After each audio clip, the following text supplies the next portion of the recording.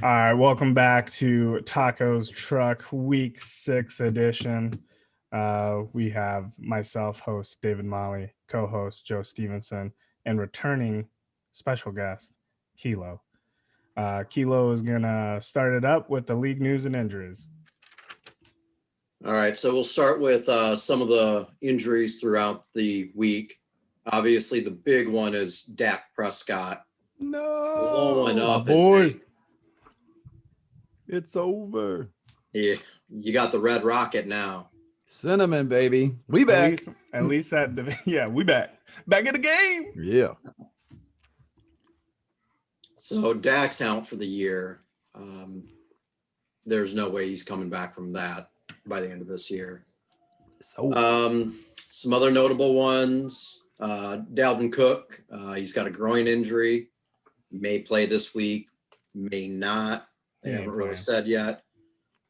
Let's see here. Keenan Allen played very little last week. Back spasms. Let's see here. Big names on defense. K'Wan Short. Big old fat defensive tackle for the Panthers. Blew out his shoulder, out for the season. Chandler Jones. Pass rusher for the Cardinals. Blew out his bicep, out for the season. Yeah, that hurts. Oh, God. Mm-hmm. And let's see here. Lane Johnson, ankle injury, right tackle for the Eagles. Excellent right tackle for the Eagles. Not like they don't have enough problems as it is. Now he's going to be out for a while. Oh, stop. Listen, we can't talk about the Cowboys losing 3 offensive linemen this year, but we're going to talk about the Eagles. Stop. Move on. Hey, Tyron Smith was last week, man. Oh, it was brutal. But yeah, number your one in line the is division. Are they still number one in the division? Who, the Cowboys? No. The Eagles. No, Cowboys are leading that division, bro. Okay. With how many wins do they have now, Joe? Deuce, baby. They got the deuce. Yeah. Oh, the Eagles lost last week? They got that tie, homie. Yeah, they got that tie. Well, that's what I'm saying. I thought they won, so they would be 2 and 1. No, they got beat by Pittsburgh, I think. Oh, that's right. Good call. Yeah. Well, they got beat by Chase Claypool. My guy. 3 touchdowns. Moving on. And the last one that I have, Cam Newton was removed from the COVID list earlier this week. So you should be good to go this week. Welcome back, Cam. Welcome back, Cam. I can't wait So to see what he as wears. for league activities, we'll just kind of hit some of the high points here. Obviously, we're starting to get into bye weeks, so there's going to be lots of drops, lots of pickups. Not a whole lot of interesting ones that went on. There's a couple of trades that happened, which are really kind of rare for this league. The first one is pending is Alexander Madison, Dalvin Cook's backup in Minnesota for Tyler Boyd. Pretty even trade, if you ask me. Good trade. Mm-hmm. I like the Boyd side of that a little bit better, but still. Yeah, but that guarantees Mark a win this week, in my opinion. Exactly. I understand why it was done. Yep. Mm-hmm. The second one, Brandon trades Kareem Hunt, James Conner, and Michael Thomas for Run CMC and Todd Gurley. Yes, sir. Brandon, what the fuck, man? Bro, that is a good trade. That is a great trade for you. No, that's a good trade all the way around, bro. All the way around, bro. All right. So we got a couple minutes. I'd love to hear your logic on this. All right. So here, I thought about this every different way I could, right? And the one way that it makes the most sense for me is Brandon looked at his roster and said, all right, I've got a lot of wide receivers. I want some running game. Yep. Okay. So I don't care if I give up a wide receiver for some running game. Oh, for sure. That's what it's all about. Now, Michael Thomas. All right. So Here's my thought on it, right? I already said last week what's going to happen with Gurley. I think Gurley gets about 12 weeks into the season, that arthritis starts acting up, and he's going to be a shit show after that. Run CMC, love that boy. Best fantasy running back out there. I think that with Davis kind of showing out, he hasn't been great, but he's been good enough to spell Run CMC a lot more than what they have in the past. I think he's not going to be as valuable as he was. On the flip side of it, looking at the running backs, Hunt is now the number one guy in Cleveland for the number one rushing offense in the NFL right now. That's huge. Hunt is top 10 running back for the rest of the year. No doubt. All right. Connor, I think, he has injury problems, but if he gets out there, I think that he's not going to be the shitbag that we've seen earlier this year. I'm thinking he regains his form. Just looking at those four right there, yeah, Brandon's got to throw in a little bit of a kicker there, in my eyes, to make it even. I'm not, everyone always likes to talk shit about me and Joe or whatever, but I do want to throw something out with James Conner that a lot of people don't realize, that every week that he's played this year, his snap count has gone down, and every week, which I mean is kind of correlated, his run percentage has gone down. The last game, he only had 60% for that game. So, and also Benny Snell had 2 of the goal line touches. I'm not saying that James Conner isn't the guy that he can be. He has the potential, obviously, the talent, but if you're looking at it statistically, James Conner isn't who you think he is. So here's my rebuttal to the most of the people in this league that think this is a lopsided trade. First off, Todd Gurley is every bit of James Conner. Every bit of James Conner. That is a 1-for-1 swapper all day long. If you think Todd Gurley's brittle, so is James Conner.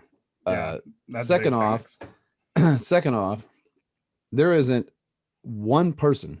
There's not one player in this league that is getting a 1-for-1 swap for McCaffrey. There ain't one. You can't name one. The problem with Michael Thomas is Michael Thomas has company. Michael Thomas has D-Hop. Michael Thomas has Devontae Adams. Michael Thomas has Julio when he's healthy. And he got them hands in the locker room, bro. He got hands in the locker room, baby, and a bad haircut. And he's got the hair. He's got the head issues too, man. Yeah, he does. And he's got company when it comes to value of a wide receiver. C-Mac outscored every running back. The closest one was like 93 points last year. I mean, so it is like way above and beyond. And I know like last week what I said was Mike Davis played so good that they might actually take it easy on C-Mac a little bit. Here's my other thought. Take the flip side of this. Mike Davis in 3 to 4 weeks, actually 3.5 weeks, because he only played a little bit of week 2. He's number 7 in our league. He's got 90 fantasy points in Carolina's new system. So if he's done that, this is Mike Davis, who sucked in Seattle, sucked in Chicago, sucked everywhere. If he can do that in this new system, what is C-Mac going to do? This dude might be averaging 45 every week. You don't know. I mean, the ceiling is so high. So in all reality, and say what you will, I know some people will argue this point, but in my honest opinion, I never try to give a trade that's a lopsided trade. I always look at someone's team as it's my own, and I say, what does that dude want? What does that dude need? And does it make sense? And like the trade I offered you today that you obviously did not like, my argument to that was Latavius Murray is the best backup in this league. He gets a standard at least 3 or 4 series where he's the running back in that system in New Orleans. That gave you your handcuff to Alvin Kamara. Cam Akers, who was way less, gave me the handcuff to DJ Henderson. So that's why I shot higher for Woods over Ruggs. So I mean, I felt like I wasn't offering you anything bad. You just might not be interested in those players, you know. Right, and that's what that one boiled down to. But I mean, that's neither here nor there. Right, but I'm just saying that's how I look at all my trades on both sides of the team. You know, so I don't feel like I trade rate Brandon by any means. I know people see like Michael Thomas, but bro, it's C-Mac. C-Mac's the number one guy. He was the number one pick for a reason, you know. C-Mac's a stud. All right, I'm not debating that.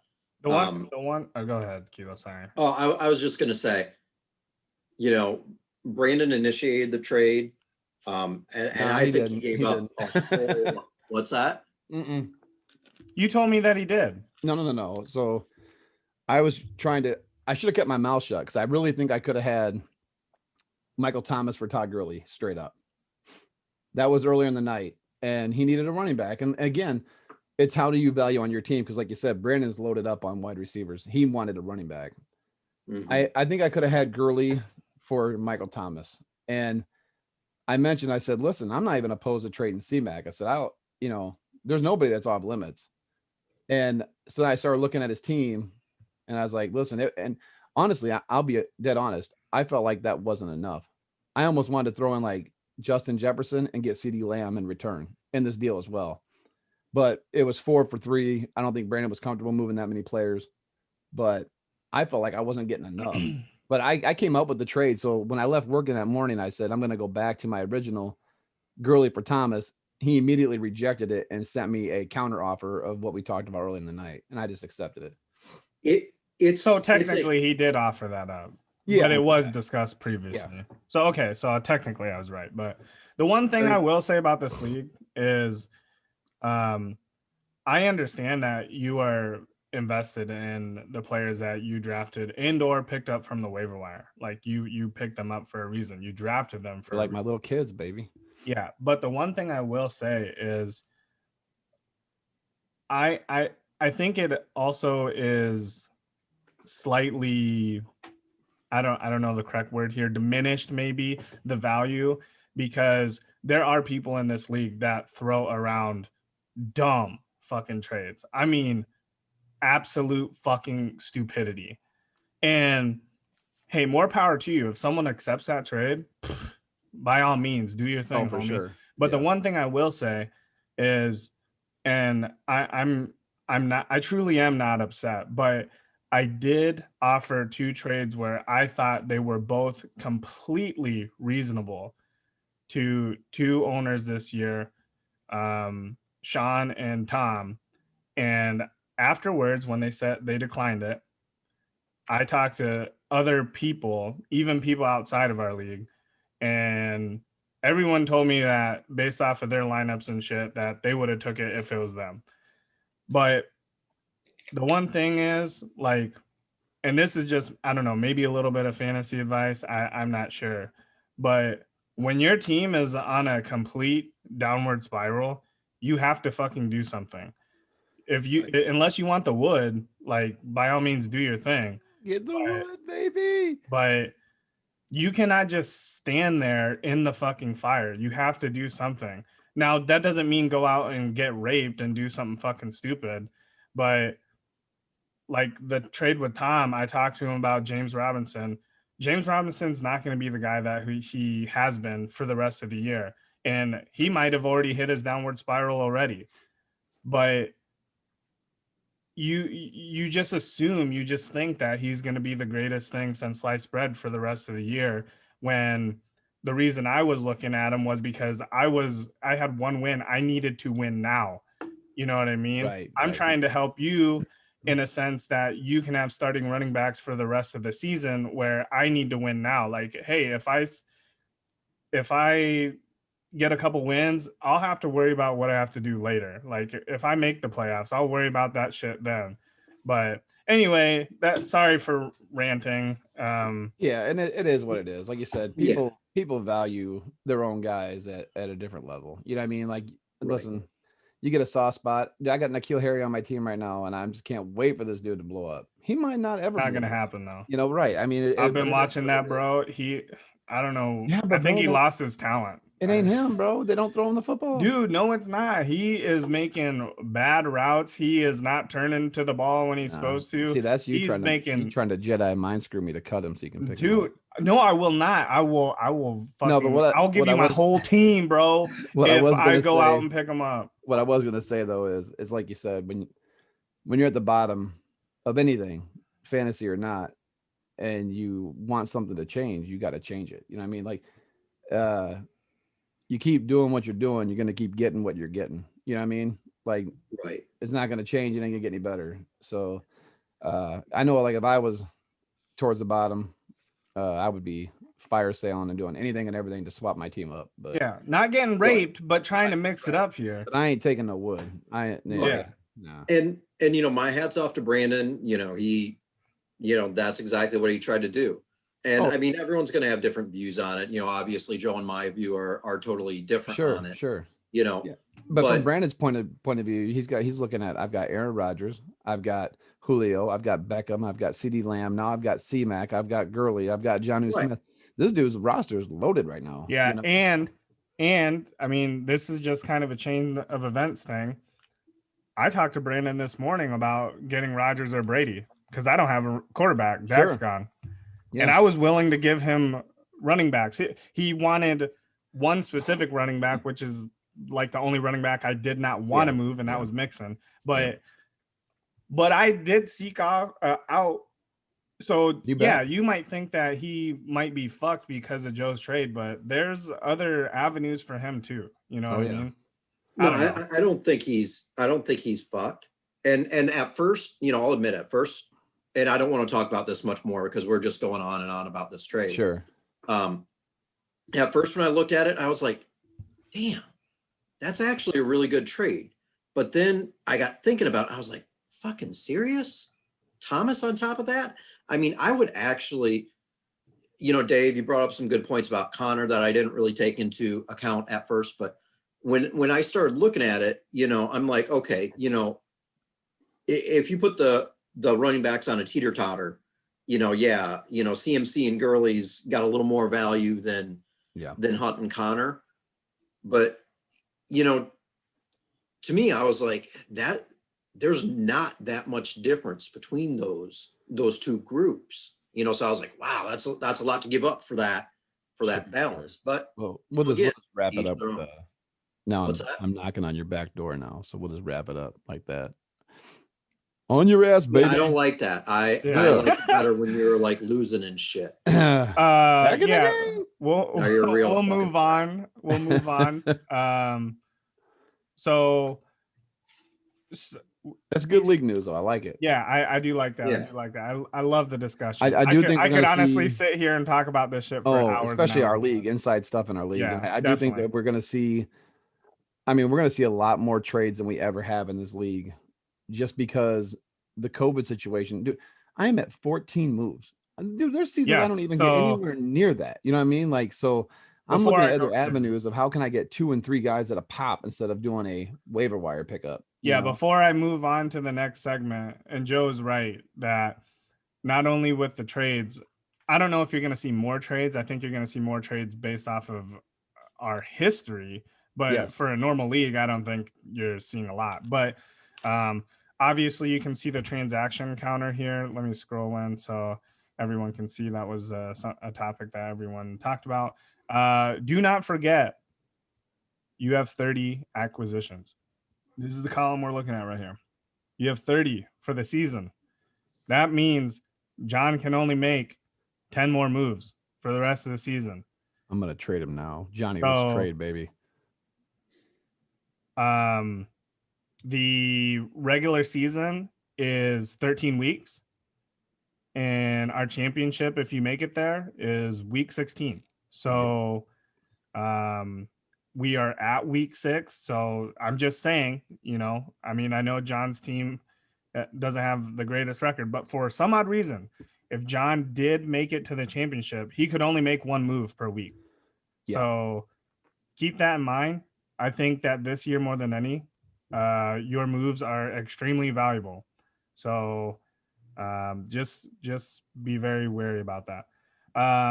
What I was going to say is we had talked amongst the taco truck team here, and we're gonna do a guest topic every week. If you are struggling, I don't want this to discourage people from being on here if they're going to be nervous about it. We can come up with something, but Clint, you little bitch. yeah, Clint is Jesus Christ, bro. A lot of you bros, fucking come on. Tom, But you little bitch. I don't want this to discourage people, but this is just a little fun thing that you can come up with. And if you don't want to lead it, I have no problem leading it, or Joe, whatever. But anyway, Kilo's topic this week, ringing in the bells. Where is Le'Veon Bell going? So since it is Kilo's topic, I will let Kilo start it off. Well, when this segment first popped in my mind, I more was trying to look at places of where, I guess maybe not necessarily where is he going to land, but where is going to be a good fit for him? Who could use him? Who could make the best use of him? And I came up with a few different places that I thought may be interesting. So I guess I'll just go ahead and I'll just start throwing them out. The first one that I came up with was Phoenix. Phoenix right now. The Phoenix Suns. The Phoenix. I just went old school, didn't I? Edit. I was going like Phoenix Cardinals. Can we get an edit? Holy shit. I had like 4 hours of sleep last night. So Out here with Ricky Prohl. What you got, bro? I know what the you're saying. Arizona Cardinals. Yep. All right. Do you know who the Cardinals' leading rusher is this year? Kyler Murray. Kyler Murray. Kyler Murray. Your quarterback is your leading rusher through 5 games. You got to do something about that. It's very rare that there's going to be an elite running back out there for the taking this late in the season. Did you say what's that? Elite-ish. Yeah, not as elite as he used to be. Yeah. But I still think that he can get it done. I think that would be a good fit for him. He's elite. You've got a young offensive minded coach that's not afraid to mix it up and be inventive. He's going to get his touches. He's going to get his runs. He's going to get his catches. I think that would be a good place for him. Okay. What else you got? Just one team? You got one? I got 2 other ones. Another one is the Ravens. Yeah, just make my running back core already fucking. I already have to fucking deal with this bullshit. You're gonna put Bell. Oh my god. Yeah, Ingram not getting it done this year. I don't know what's going on there, and again, all of these teams that I picked were ones that can really use that help in that running back room. I think with Ingram, you get a great 1-2 punch. I mean, you got the power guy, you've got patient pass catcher. That's his mouth guard. I was wondering what the hell was going on with that for a second. So I think the Ravens would be a good fit. And the last one that I had, there's going to be a couple guys that would love to see this happen. Chicago Bears. Bears cannot run for shit. Mm-hmm. Montgomery is trash. Cohen's hurt. You give a weapon like that to a guy like Nagy. Nagy was tearing it up in Kansas City offensively before he came over to Chicago. You give him a multi-purpose weapon like that, he can find ways to get him used and get him used effectively. That's all I had for mine. What do you guys got? All right, so I'll do ringing the bell. I'm going to ring the bell. My first choice was Arizona. I do agree. I think he would be a nice little fit down there. Here's the one thing I'm going to tell you before I get started. I did not have time to look up any finances. Okay, because Le'Veon Bell is already owed $6 million, and he's going to require so much money, and the Jets going to eat money, and I don't know any of the finances of this deal yet. So, with that said, I know there's teams that cannot afford him that he could go to, but they cannot afford him. So, Arizona, I'm going to throw it out there and say they could probably afford him. Don't know, but he's a good fit. There's a lot of teams that could use him. I think Detroit could use him. But There's a lot of things. Yeah, I don't think he's going to go to anywhere that's not a contender. So I don't think he's going to go to, the 0-5 Atlanta Falcons. I don't think he's going to go to the Giants, even though the Giants need a running back. They have their running back for the future. They know they're going to struggle. And these teams that are 0-5 and 1-4 and don't have a future, they want to lose. They want to get higher draft picks. So I don't think anyone there is going to make a move like the Redskins could have made a move for Le'Veon Bell. Ain't going to happen. I think the teams that are front runners are Arizona. I do like Chicago, and everyone's talking New England. I don't see that happening. They got like 7 running backs there. I think Tennessee backing up Derrick Henry. I never actually thought of them. But I don't know what their finances are, so I don't know if it's even plausible or not. But I think that's I think the Jets had to eat a lot of that contract when they cut him. They did. I think they said he's owed 6, and I'm not quite sure. Yeah. You done, Joseph? Yes, sir. Okay. So I have 3 teams as well. I think the best I thought along the same lines as Joe, that he's gonna want to go to a contender. At least someone that has a shot here. And this does kind of pain me to say it, but according to the standings currently, I think one place that he would be good at would be Chicago. Mm-hmm. And the reason being, obviously, is Cohen is done. And they no longer have the pass catching back that they want. Now, I know Bell is just more than that, but at least he can provide that service for you. The second team that I think he can go to, which I do not think they could financially afford him, but I think that because of the running back search that they have been trying to make all year, I think that they're looking for an impact player like Bell could potentially would be Tampa Bay.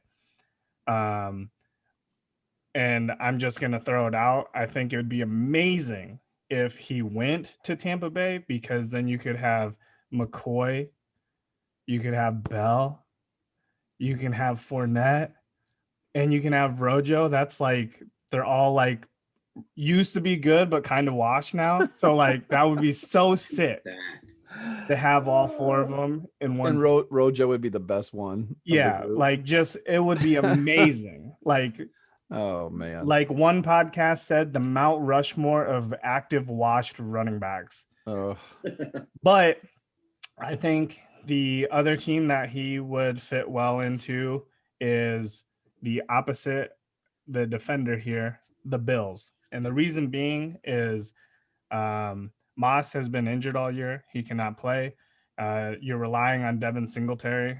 And I do think that Singletary will be a good running back. But at this point, I think you're putting a lot too much onto his shoulders, and you can't relieve him with anyone, because Moss, the guy that you wanted to be his relief, is not playing.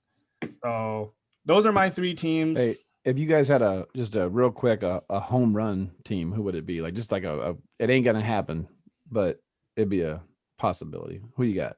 Like it's just way out there. Like someone to sign him and it would just be a home run. It would be a crazy get for them. No, just someone that you don't think he's gonna go there. Oh, San Francisco. All right, Kilo, what do you got? Let me think about this one for a minute. If Seattle wasn't so high on Homer, I would like him in Seattle.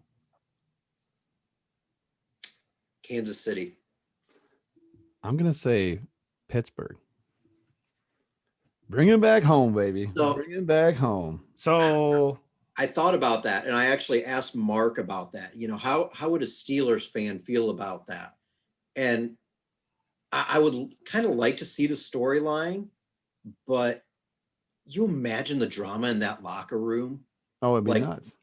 yeah, dude, but you quit on us 2 years ago. would it be drama filled because the Steelers were going for him last year before going into the season? So I'm guarantee you all the players already knew that. Yeah, bring him home. He fit in that system, you know. It would. I think I think Tomlin could make it work. You know what I mean? He's the kind of coach that I think could kind of smooth out those bumps. I don't know, man. That'd be a lot of drama. Yeah. The one thing I will say, if Bell is going to continue on the path that he's going with his, this is like the dad in me, but his attitude, if he's going to continue with this, he has to go to a player's coach, in my opinion. Yeah. He has to go to like a Pete Carroll. I think that I honestly would like to see him in Seattle and see what he could do, but obviously he would be nothing more than a backup to potentially maybe the backup there. So yeah, I don't know. The last option is he goes nowhere.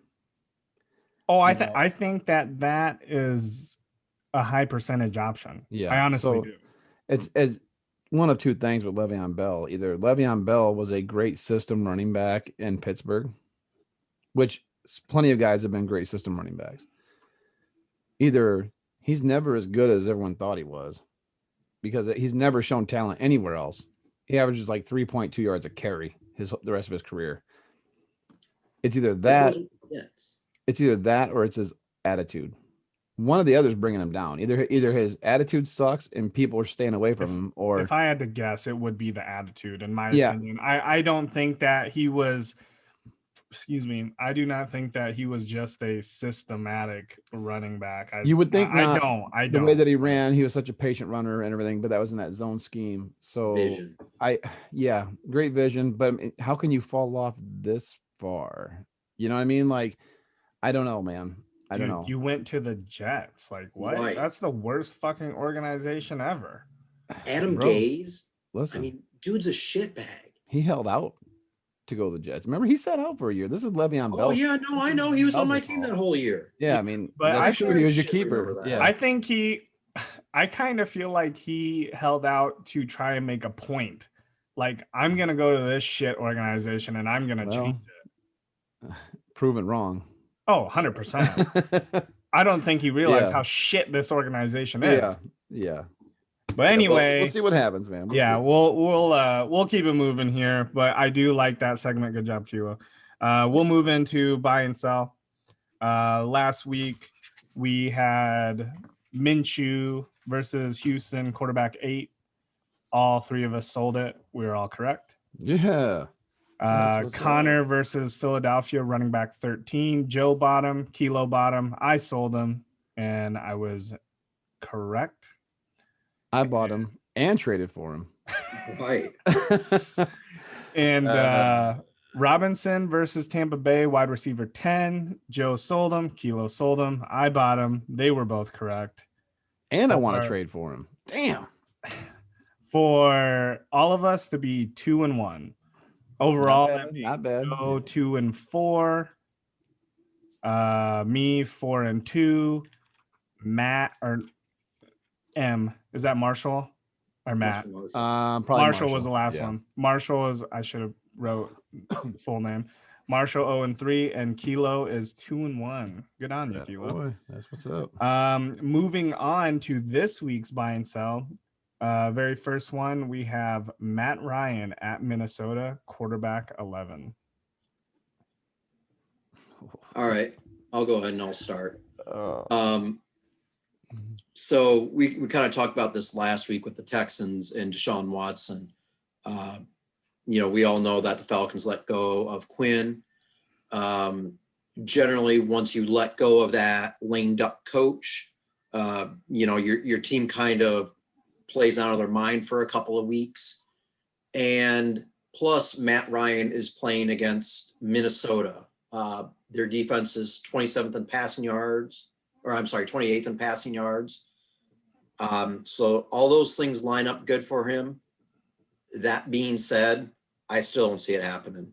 I think there's too many issues out in Atlanta right now. I don't think he makes it. So. All right, I'll go. Kilo, I know what you're saying with the coach thing, but what I will say, the difference between this situation and the Houston situation is those guys didn't like Bill O'Brien, and I think the players actually liked Dan Quinn. It was just his time. They could never repeat their Super Bowl year. Their defense has fallen way off, and that's what he was known for. So, but with that said, quarterback 10, man, quarterback 10. That's 11. Ooh. That's high though. All right, man. I'm gonna go on a flyer. I'm gonna say I'm gonna buy. Let's go. I didn't think anyone was gonna buy that shit. That's a tough one, bro. But I'm buying. I'm buying. Matty Ice bounce back. His last 2 weeks, he got 12 points. Both weeks, this guy's been struggling so bad. But look at Julio might be back. Gurley's healthy for now. Calvin Ridley pitched a goose egg the other week, so this dude's ready to snap off. We're going Matty Ice, probably quarterback 8, but we're buying. All right, so I'm just gonna make mine quick. So I am the one that chooses the buy and sells. That's a tough one, bro. So basically, I go in and I look at the projections from our league, and I try and pick like one that's really tough, like borderline. But in my opinion, I seen this Matt Ryan quarterback 11. Hell fucking no. I was like, this motherfucker's gonna be like quarterback 16. So he's a sell for me. But I just picked this one based off of pure. I was surprised that he was ranked so high. But I do like Joe picking the buy. I like the diversity. I don't like when we pick the same shit. Me too. So the next one, moving on. Edwards Elaire. That's no H, by the way, if you guys didn't know. Elaire. Hilaire. No, it's Elaire, pronounced Elaire. At Buffalo. Yes, it is. Elaire at Buffalo, running back 8. This one's my favorite one. Oh, Jesus.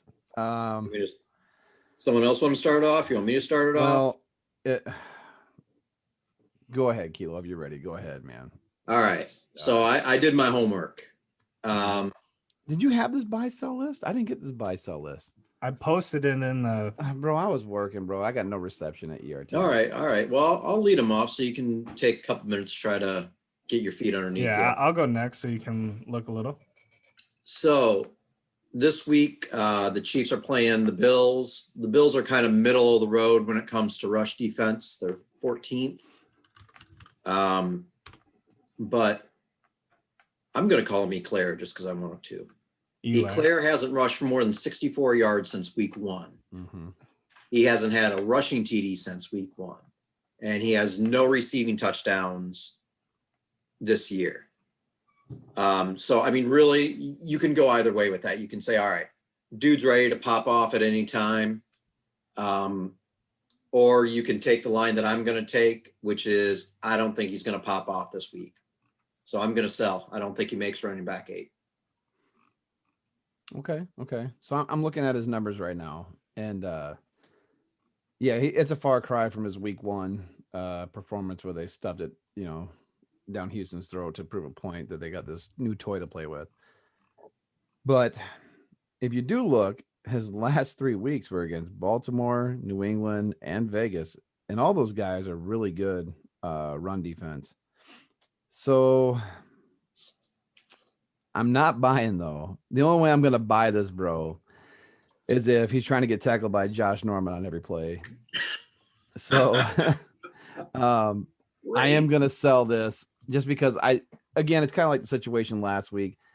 I think I can just pick 8 guys at the top of my head. They're going to finish better than Edwards Hilaire. So I'm selling.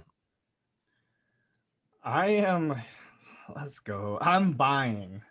All right, baby. And the reason being is he actually, in my opinion, is one of the most consistent running backs as far as fantasy points. So for me personally, if like what Joe said, he played against the Ravens, the Patriots, and the Raiders. So in my outlook, this is just my personal outlook now. If you can consistently score points against these guys, that means you have a very high floor, in my opinion. So when you have a high floor, that just means your ceiling is high. So now he's playing against the Bills, who ranked number 28th in run defense. Yeah, a lot worse than what they have been in the past. Yeah, ranked number 28th in run defense.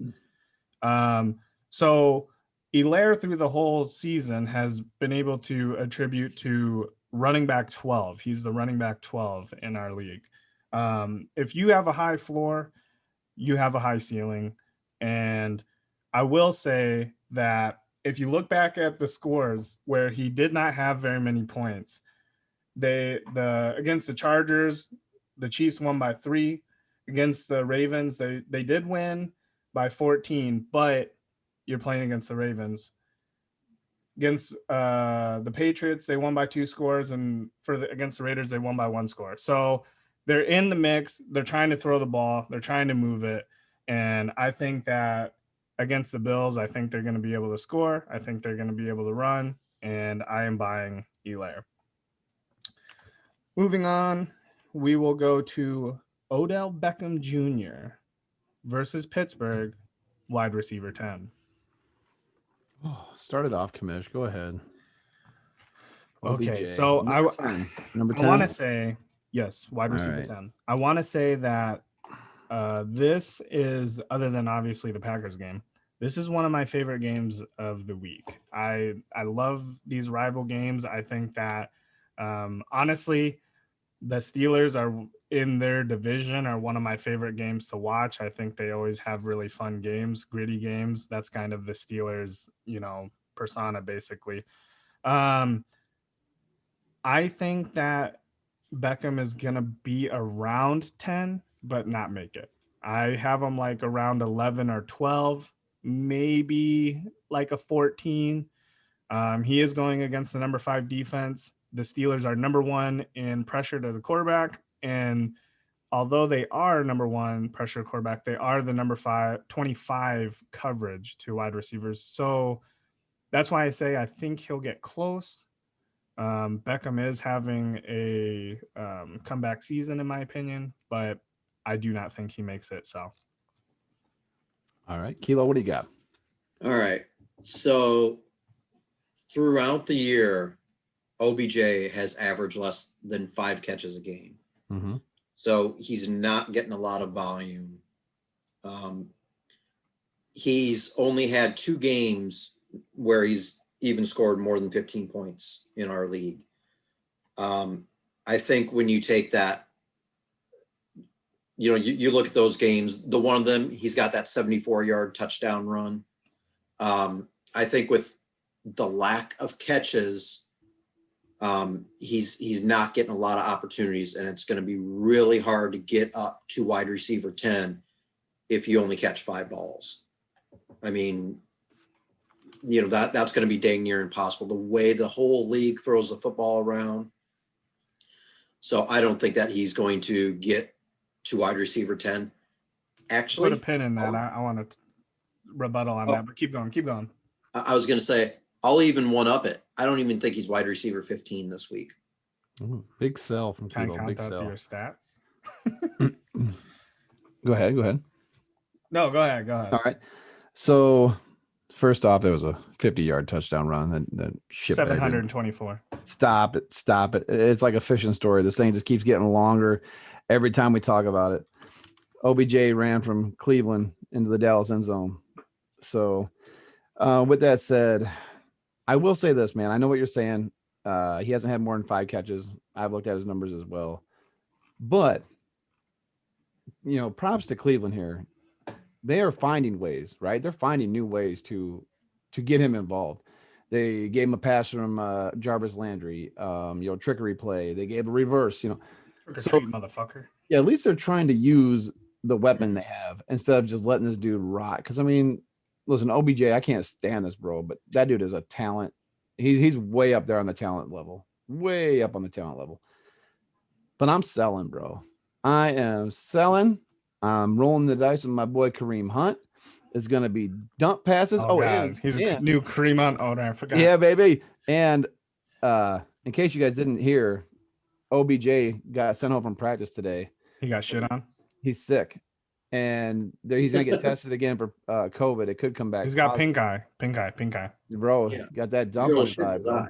Yeah, so they don't. Yeah, so who knows what's going on? So, I mean, either way, even if this dude was 100% healthy, I'm selling this one. It's Pittsburgh. I agree with you guys, and I'm not saying that he's utilized in this fashion, but I do want to rebuttal to what Kilo said, where if you only have 5 catches, it's hard to be a wide receiver 10. DK Metcalf is wide receiver 4 in the whole league, and he's caught 4 catches in every single game except for 1. So just want to throw that out. Yep, indeed. All right, we'll move into interesting facts. Joe, do you have a page again? I got a whole page of them. Okay, everyone get your sleeping bag out. Yep. We're going to be camping here for a Story while. time with Joe. So I'm going to read That's again. what we should call it, bro. From a webpage, boys. So I'm going to skip. I'll try and skip some of them here, but let me pull this over so I can see what the hell's going on. All right. I have good ones too. All right, man. So interesting facts from week 5. Hang on. Computer froze. Don't freeze now, baby. No. Don't freeze now, baby. What's going You got to on? prepare. You got to open this Dude, shit. It's been up. It's been up, bro. Here it comes. Here it comes. Stupid ads are popping up everywhere. I'm on USA Today. Can you believe it? I'm getting my stats off of USA Today.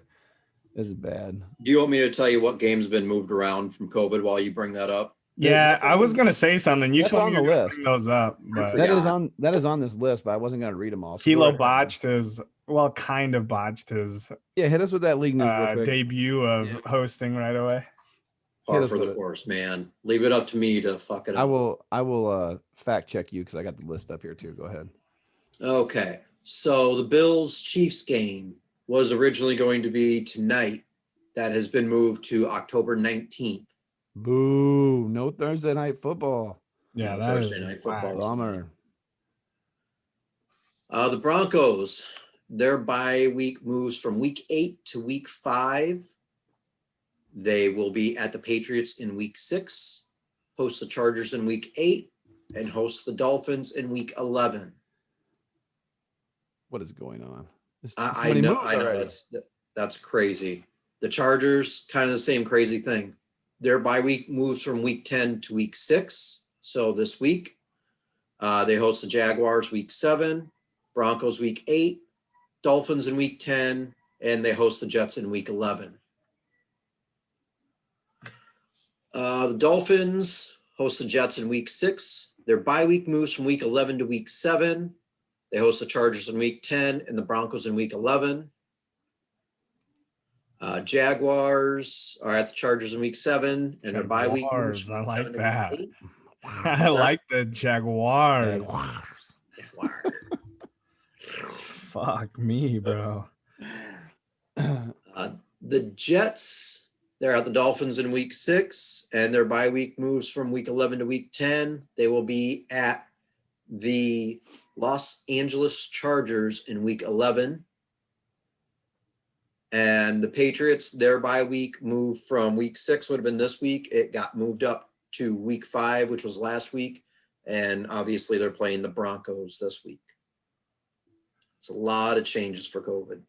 Yeah, for literally like the last 2.5 weeks, we've already got like 15, 16 games being moved. So whoever the hell is in charge of scheduling the NFL, they have the worst job in the world right now. Dude, you know, if they weren't gray, they're gray now. And if they were gray, they're bald now. Like Hundy. They're Brandon bald, baby. Yeah. They might have started off like Sean and they're Brandon bald. You know what I'm saying? But it's clear hair, baby. All right, let's move on. We're going to roll into these interesting facts here. So, like I said, bear with me. I'm going to skim some words again. But Alex Smith sighting last weekend. Congrats, man. That's awesome. Yes. Great comeback there for a career. It's super cool. But homie was sacked 6 times after replacing Kyle Allen mid-game. So we'll see how long he lasts. But 6 sacks. Obviously, the old mobile Alex Smith is no longer mobile. Didn't he get sacked on the first play? He might have. I don't know. It very well could have happened. I think he gave old boy a piggyback ride for like he did. 5 It was steps. Aaron Donald. That's right. Yeah, That's right. Donald. Yeah. Yeah. I think that was the first play he was in. Oh, that's horrible. That's What a horrible. way to His leg start. held up. Yeah. Worst story of the week was attributed to Dak Prescott. Yeah, that's a rip. Yeah, that was gross. Let's see. Second worst story of the week was the COVID-19 taking over and all the schedule moves. There's the whole list of those. Okay, player of the week for week 5. Anybody? Week 5. The Steelers Chase wide Claypool. receiver. Chase Claypool, Claypool. baby. So interesting about Chase Claypool. So I'm watching that game and Went to Notre Dame.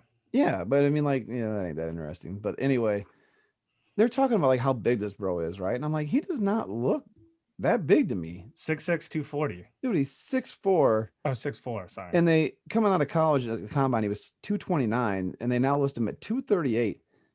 This dude is Megatron size. yeah. No, Mapletron. Get that shit right. Jesus. This dude's crazy. Mapletron, that's what they're calling him. Yeah, he's from Canada, bro. So Oh, that's awesome. You better put some respect on his name. Mark, come at him, bro. that's right, eh? So he had a breakout performance against the Eagles, 116 yards from scrimmage, 4 touchdowns, 3 catching, 1 rushing. So Claypool became the third rookie wide receiver to score 4 times in a game, and the first since Buffalo's Jerry Butler in '79.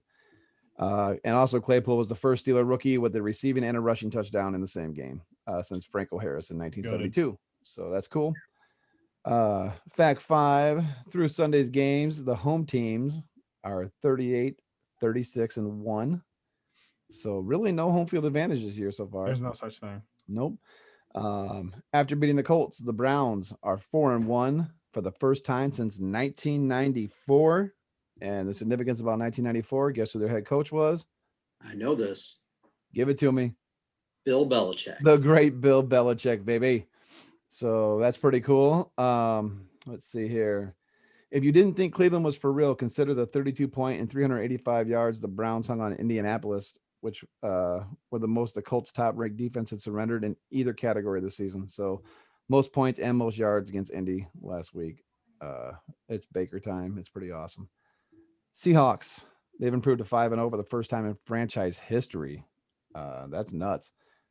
Buffalo, well, it says that they were the first 5-0 team of 2020, and Buffalo could join them Tuesday, but that did not happen.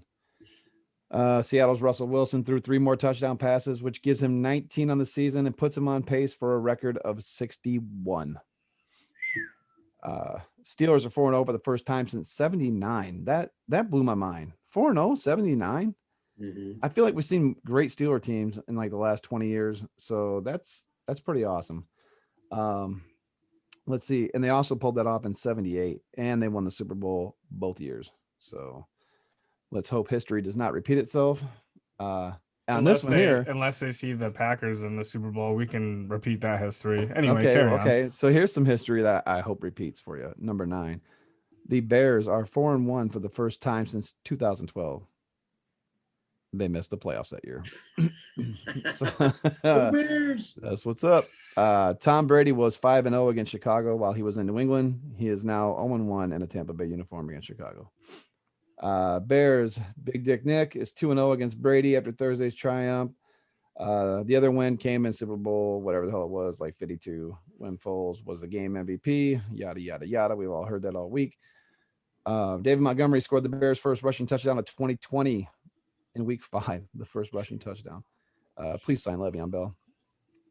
Making them the final team to score on the ground for this season. It's that potent passing attack. They're just, it's too strong. It's too strong. Yeah, too strong, baby. Too strong. Yep. Too big, too strong. So it looks like the Raiders have hit the right formula as it pertains to competing with the reigning champion Chiefs. Let's see. Load up on your own weapons rather than try to contain Kansas City defensively, which Vegas did load up on weapons. So 2 of the Raiders' recent first-round picks, Josh Jacobs and Henry Ruggs, both from Alabama, combined for 203 yards and 3 touchdowns at Arrowhead. They got that upset. So that was like the first loss for KC. I think last week we said 12 in a row. So now 12-1. Yep. So number 12, let's see. Skip that one. Kansas City unexpected setback shouldn't come as a total shock given the calendar now reads October. So Patrick Mahomes is 10-0 with 32 touchdown passes and 0 INTs in September. But he's 6-4 with 22 touchdowns and 8 picks in October. Yikes. I got to play this, bro. We'll see what happens. Don't do it to me this year, Pat. Don't do it. In 15 games against AFC West foes, this was Mahomes' second defeat. So he's been just rolling through that division, but that division's been pretty weak since he's been playing. So let's see. Chiefs best. Oh yeah, here it is. 13-game winning streak was snapped.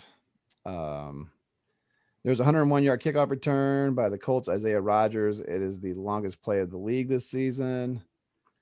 The Panthers are somehow undefeated without Christian McCaffrey. They are 3-0 underneath the new coach, Matt Rule. Pretty impressive, especially when everyone, like I was writing them off after the first 2 weeks. Their defense looked horrible. Offense looked like it was not in sync. Just trade Christian McCaffrey away. Yeah, time to trade him. Yeah. So the Falcons are 0-5 for the first time since 97. We know what happened this week. Dan Quinn and Thomas Dimitroff, they be gone.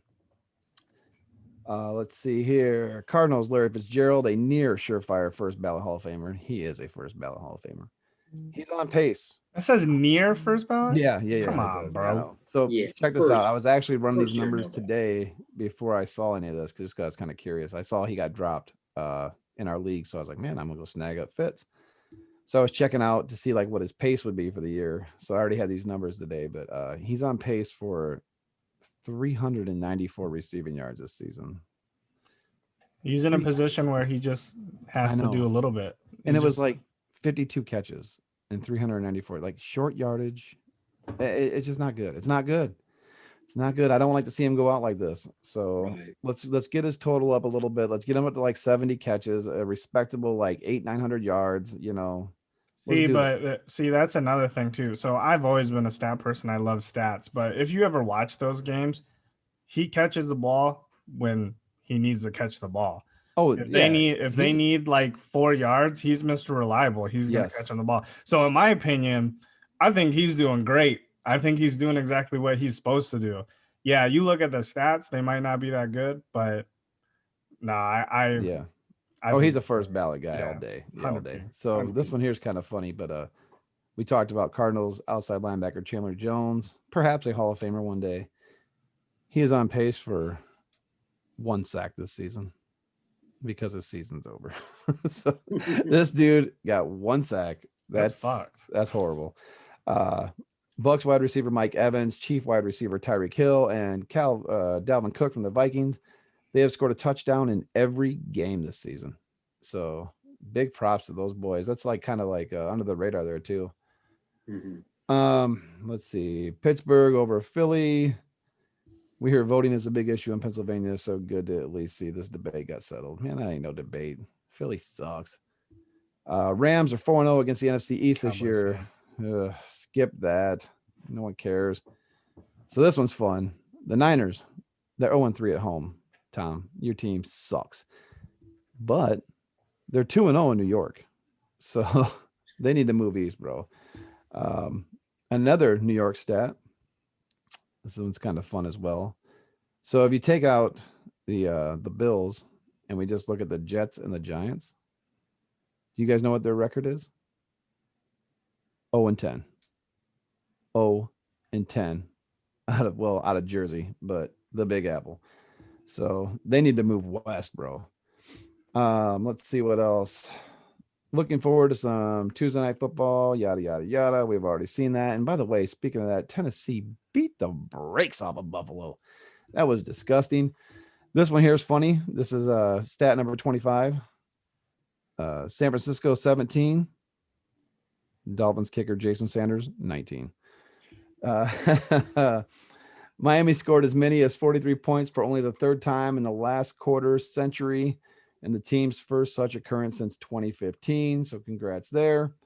Another congrats goes out to Romeo Crennel at 73. He passes Hall of Famer George Halas as the oldest coach in league history. So that's pretty awesome. Let's see. What else do we got? A couple more. Oh, God. Washington gained 108 yards on Sunday. That was 2.1 yards per play. It is the 9th fewest for one team in the past decade. 9th fewest? Jesus Christ. Yeah. Yeah. How do you get worse than that? I mean, yikes. Joe Burrows passed for 183 yards and a pick. He looked like a rookie for the first time in their 27-3 loss against Baltimore. He was thoroughly upstaged by Ravens rookie Patrick Queen. He's a badass linebacker from LSU. He finished with a game-high 9 tackles, a 53-yard score of a fumble return, and a sack of Burrow. So that's a pretty good game. Ravens had rushed for at least 100 yards in 28 consecutive regular season games. Dave, you can't get rid of these guys. Listen, there's a running machine down there, except that Lamar Jackson's doing all the running. But either way, 100 yards and 28 consecutive regular season games. Only 3 teams since 1970 have had a longer run. All Galaxy, Rams defensive lineman Aaron Donald notched the second 4-sack game of his career on Sunday. A pretty rude way to welcome Alex Smith back to the gridiron. And let's see, worth noting that Donald's teammate, linebacker Troy Reeder, collected the first 3 sacks of his career. They're just the 5th pair of teammates who combined for at least 3 apiece since 1982. And the last one is if the season ended today, the Raiders and Panthers would become the first ever number 7 seeds in the new 14-team playoff. That's where they stand. That's what we got this week, boys. What else you got? You got any, Kilo? Nope, I don't have any more to add to that. He had all the ones that I had. He was sleeping. I'm sorry, that took forever. So some of these are kind of correlated to what Joe already said, but week 5 Chiefs loss was the first time Mahomes has lost by more than 7 points in his career. This one, Mark will like. Baker Mayfield has 12 wins at First Energy Stadium, which is the Browns Stadium. That stadium opened up in 1999. Baker Mayfield is the first Browns quarterback to hold the win record there. It was previously held by Roethlisberger. This is kind of off of what Joe said earlier too. The last home team to win in MetLife Stadium was actually the New York Guardians, the XFL team. I love it. And this one, I'm going to have you guys guess. I'm going to put out some stats. This is the last 14 weeks with their same team. So since they're starting quarterbacks, this quarterback is 11-3, 3,674 yards, passing yards, 28 touchdowns, 6 interceptions, with a passer rating of 102.3. Who is it? Well, that's got to be Tannehill, bro. Not Ryan Tannehill. Oh, he's got 12 wins anyway. We said that last week. He was 12-4. You said 11-3. Okay, 11-3. 14. Let me ask you this: the quarterback just has played more than that number of games for the team. Yes. Okay. Oh, it's not someone that took over. Okay, I'm sorry. It's the last 14 games from this Gotcha. week back. Gotcha. I'm gonna go Rodgers. No. Rodgers hasn't thrown that many picks in the last 14 games. Ah, yeah, that's true. Let's go. I'll give you one more guess. No. Hang on. Don't even tell me this. Let me look at the teams real quick. How many picks was it again? 6 picks. 11-3, 3,674 yards, 28 touchdowns, 6 interceptions, 102.3 passer rating.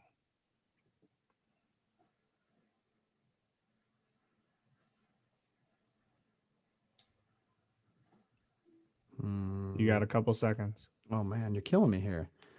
We got all sorts of time. I got 2 that I'll guess. Let's just throw out Roethlisberger or Stafford. No. Rather than no. Let's say I'm just gonna spit one out there too. That I doubt it because I really don't have Arizona's numbers. We'll just say Kyler Murray. It is not. All right, what do you got? It is Mahomes. Oh, geez. Mahomes is 11-3, 3,674 passing yards, 28 touchdowns, 6 interceptions, 102.3 I passer gotta rating. say, I think that's more picks than I thought. So here's Not as another good of a record. quarterback, similar stats. Last 14 games with their same team. 11-3, 3,602 passing yards, 31 touchdowns, 6 interceptions, but they had a 116.7 passer rating. Bro, it's got to be Tannehill. It is Tannehill. As I say, yeah, this bro's, yeah. That's why I picked him the first time. This bro's got to be there. Yeah, that's pretty interesting. He has 72 less passing yards, but he has 3 more touchdowns, and he's got 14.4 more passer rating within that time frame. On that Dude's running balling. team, running team with Derrick Henry. That's crazy. Yeah. He led the league in rushing last year. I mean, that's nuts. Those numbers are crazy, but Yeah, I didn't know he had that's some wild ass numbers. So, all right, They well, really found what they needed to in him, though. I mean, everyone thought he was going to wash out when he went there, and he's really turned it up. yeah, Le'Veon Bell should take notice of Ryan Tannehill. we'll move on to week 5 rewind. We have the 3-1 shoe name versus the 1-3 swear at me. Swear at me wins 118 to 92.4. Called that one. Yes, everyone called that one. We all picked David. Yeah. So obviously the Dak Prescott thing was, I mean, what are you gonna do, bro? Mm-hmm. Not that they were playing great by any means that game, because they have struggled all year. But listen, Dak was still gonna go for 300, probably a good 2 touchdowns. So you lost some major points there. And then Ingram, of course, let you down. Gaskins had a great game. Russell Gage was kind of a letdown for Julio being out. So I think those are like your big points of why you probably lost. But in the same side, I mean, I didn't Matt lose. I played won. Oh, I'm sorry. Did I pick you to win or lose? You picked me to Dang. win, and I Sorry, won.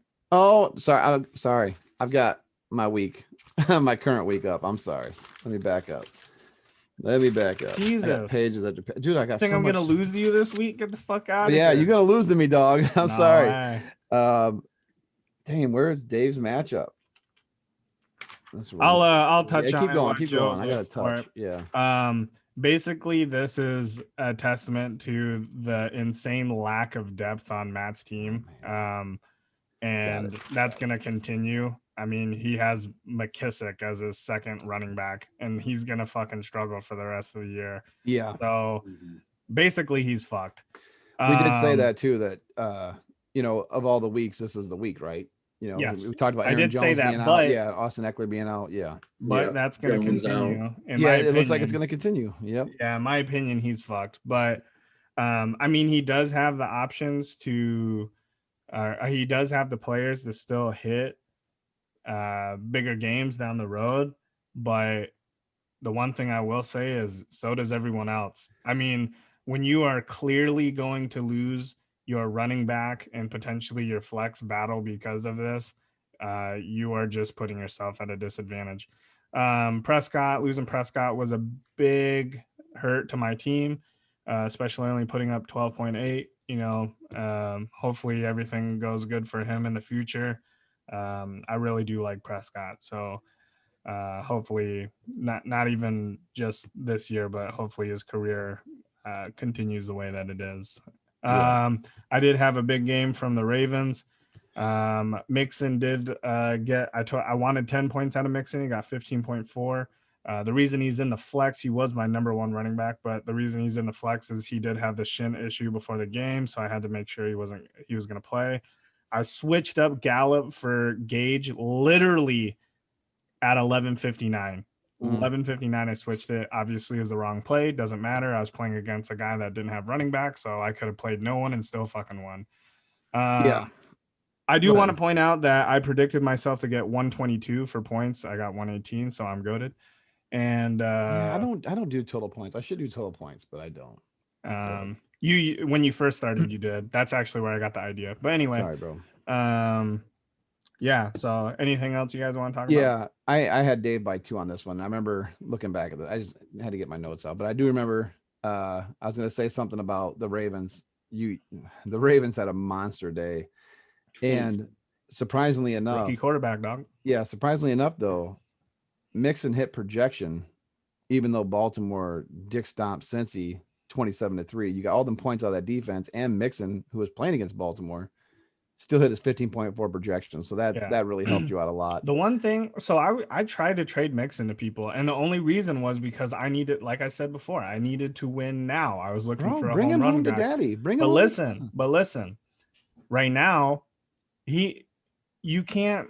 There's very minimal running backs that have the production that he had, not points, but production. He's getting a shit ton of carries. He's getting used in the passing game, and they were having the issue with Giovanni Bernard taking half of the passing play. That's no longer. The last 2 weeks, Giovanni Bernard's been in there for like 20% snaps or some crazy bullshit. Like Mixon's my guy from now on. Like Bring him. you have to play him. That's why when Brandon wanted to make that trade, I told him, I said, dude, the only person I cannot trade on my team right now is Mixon. Well, in my opinion, Gaskin, because he's literally the same thing. There's no non-tradables, Dave. You know this. No, I understand that, but dude, like I don't need wide receivers, and I've always been a streaming quarterback manager. This is the first year I was never gonna have to do it, other than a bye week, and my guy got fucking hurt. So I'm just going back to old school David streaming a quarterback. So I don't need to trade that guy. Yeah. But anyway, we've spent too much time on this one. Is there any last things you guys want to say? Just wanted to say, if you do want to get rid of him, I'll give you Henderson and Latavius Murray. Rip it. Let's go. No, thank you. Damn it. Let's move on. We have the 2-2 consent not required. Jesus. Versus the 1-3 uncircumcised Chubb. Consent not requires wins 145.9 to 104.1. Joe picked himself. I picked Joe. And Kilo picked John incorrectly. Oh, that's because he was salty. He was a little salty. I was, yeah. I picked against him last week, so he picked against me, and that's okay. Todd Gurley took care of that for me. Actually, so Henderson did not have a great game. He just had 2 touchdowns, which helped me out tremendously. He went way over projection. Gurley did have a nice game. Justin Jefferson against Seattle's pass defense, I was expecting a whole lot more of, but it was one of those days where Thielen just went bananas. So, but typical, the normal, Mahomes blowing up, Kelsey blowing up. I had to pick up Young Hoku. He had a decent game. So, and just Johnny struggled with Matt Ryan. A couple other guys missed projection. McLaurin, Washington had a horrible day. We talked about their yards. So, unfortunately, I think this is the norm for Johnny for a while. He's got Chubb hurt, and he needs to make a move, which he did with quarterback at least. So we'll see what happens. I will like to point out that I did state in the projections that Mahomes was going to be number 1 quarterback 100%. He was very, very close. He was only less than 2 points off. I just want to throw that out there. So yeah, I'm still goated. Anyway, yeah, that was a tough one for Johnny. He had a lot of single digits, and really only 2 people performed on his team, Crowder and Slayton, which we said they were going to perform. So, right. Anything? Yeah, go ahead, Keela. Joe's going to be tough this whole year. I mean, Mahomes and Kelsey, we said that last year.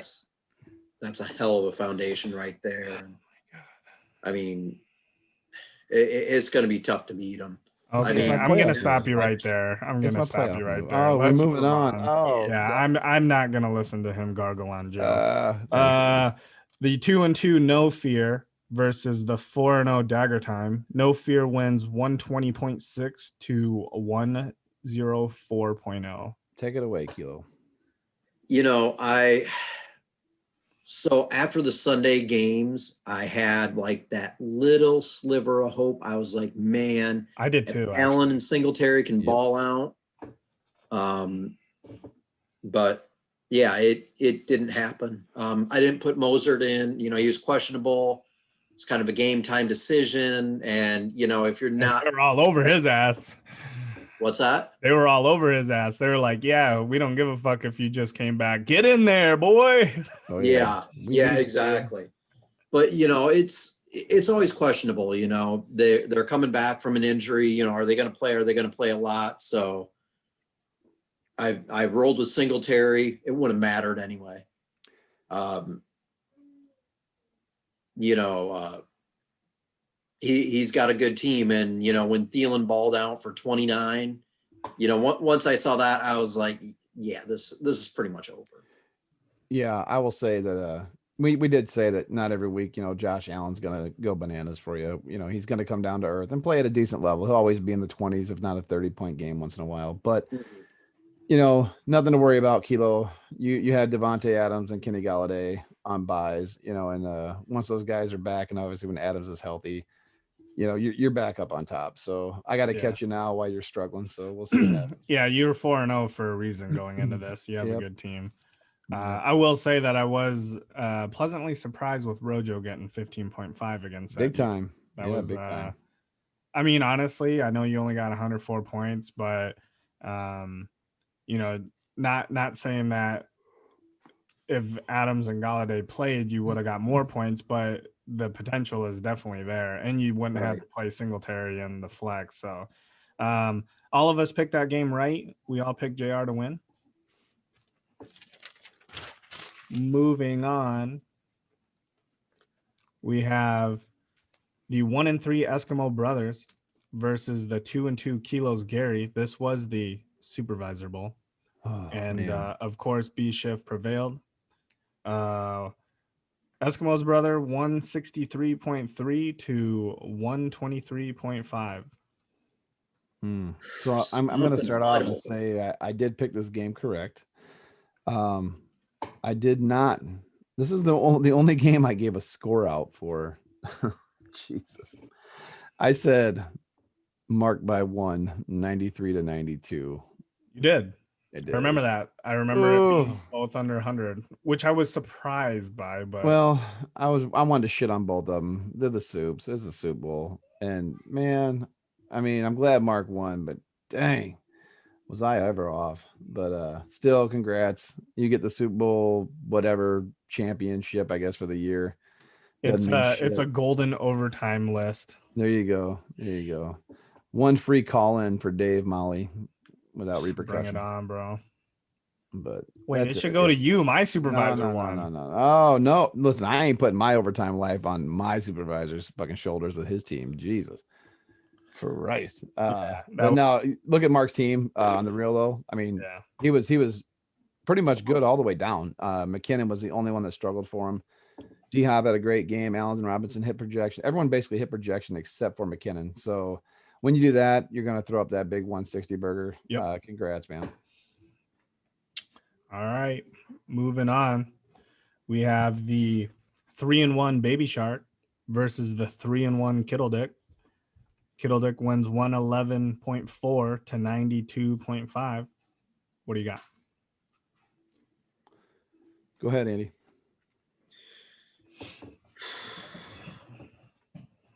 You know, the first thing that really sticks out is John Brown with the 0.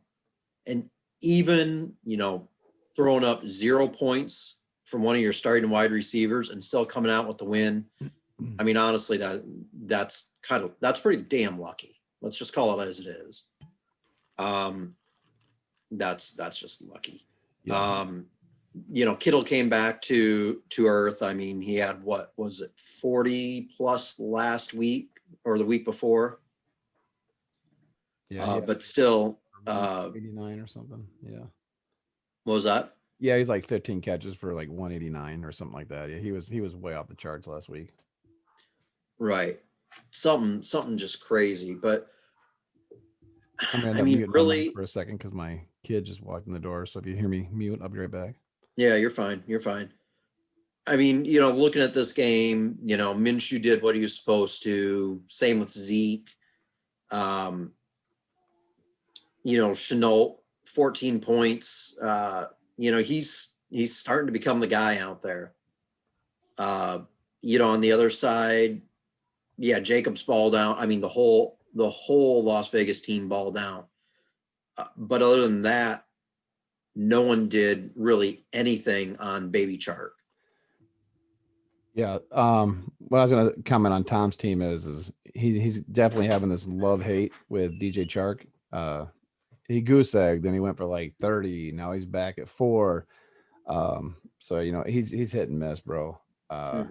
He's got some inconsistencies even with Lamar Jackson this season as well. So Tom needs to keep a close eye on Lamar Jackson. I'll take him if you don't want him, but he's just got some guys that are 1 week they're going hot, the next week they're going cold. So there ain't a lot you can do about it. It's the case of the Brandon Varners. He's done it for years. So Chiefs defense -5. I mean, yikes. So it's not very often that you get a win with 111, Clint, and a guy with 0. So enjoy it while you got it, bud. Yeah. I will say that all of us picked this game right. We all did pick Clint to win. I will say that John Brown with the 0, that so we kept the streak alive. That was my come on man last week. Baby. 0. And I think all but one game, the person that played the 0 won. I'm pretty sure all but one. So this week I'm gonna play someone that is no longer on a roster against Joe. Give me Marshawn Lynch. He's going in. And then my guy. And then also this is towards everyone. I want people to realize this. Stop playing Thursday night players in your flex. Quit doing that. And you need to have a pivot, especially with the way they're changing these games.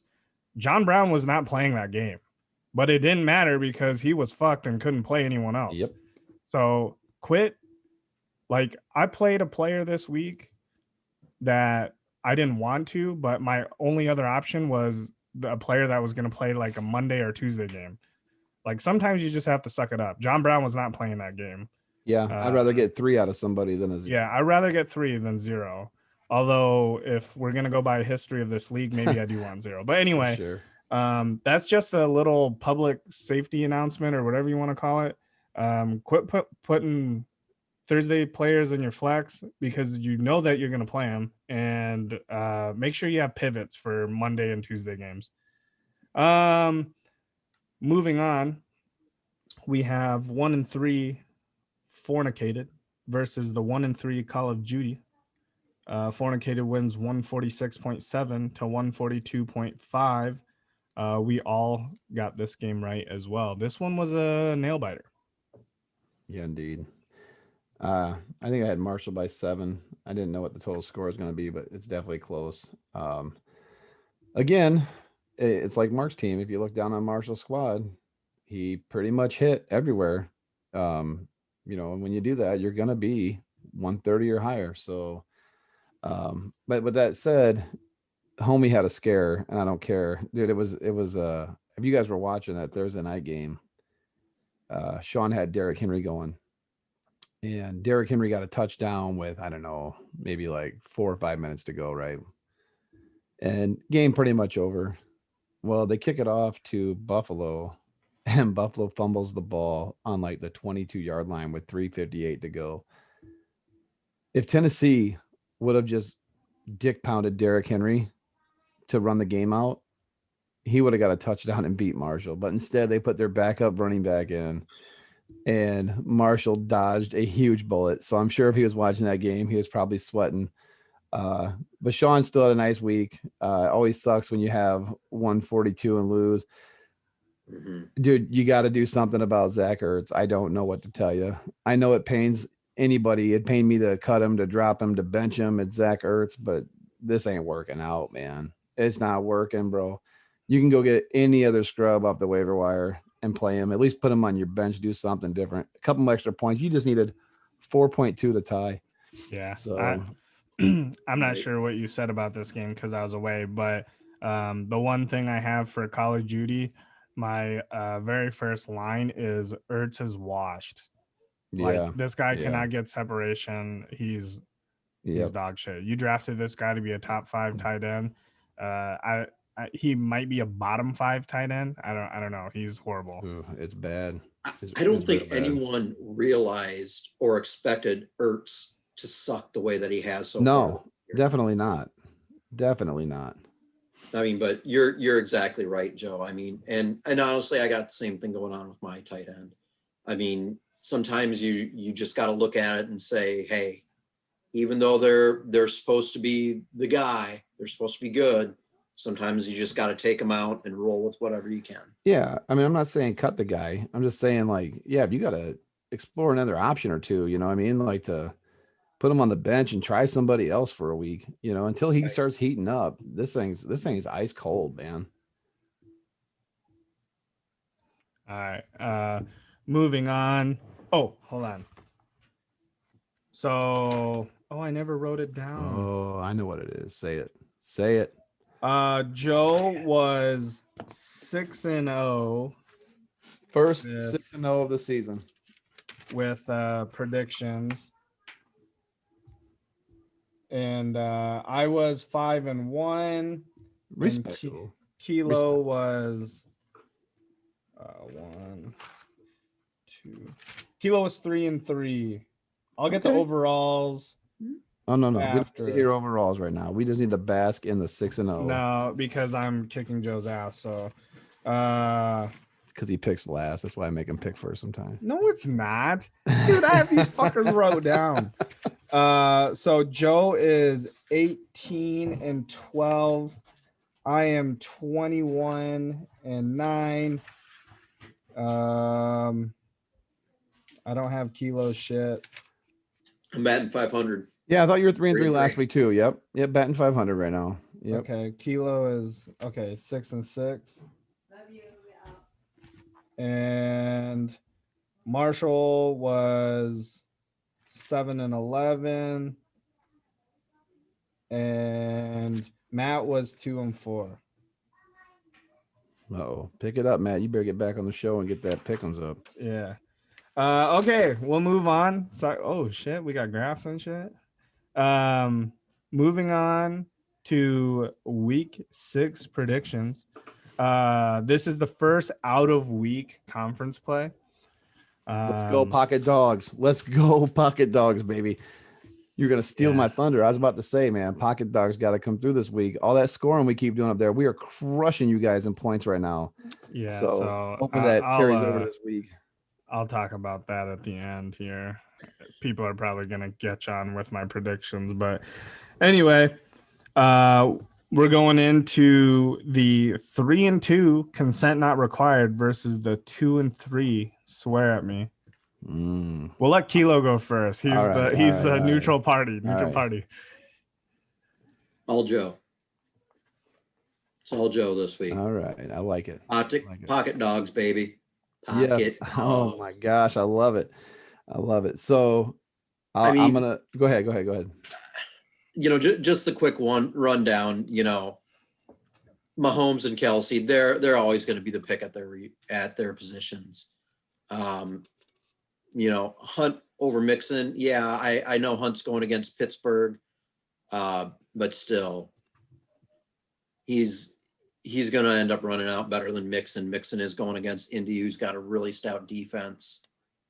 I do like Godwin. You know, Godwin and Brady have got a little bit of a connection, you know, as long as he plays. So, I mean, that's a plus for Dave.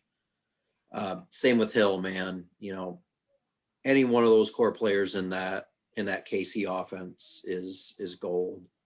But yeah, still got Joe. I got Joe by 9. All right. So I got myself by 12. I'm really jealous of the Cousins matchup. I mean, I got Mahomes over Cousins just because it's Mahomes, but we did talk about his struggles in October.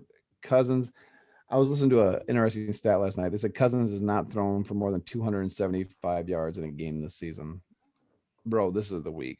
This dude's going to probably go for 350 and 3 touchdowns. I do like it.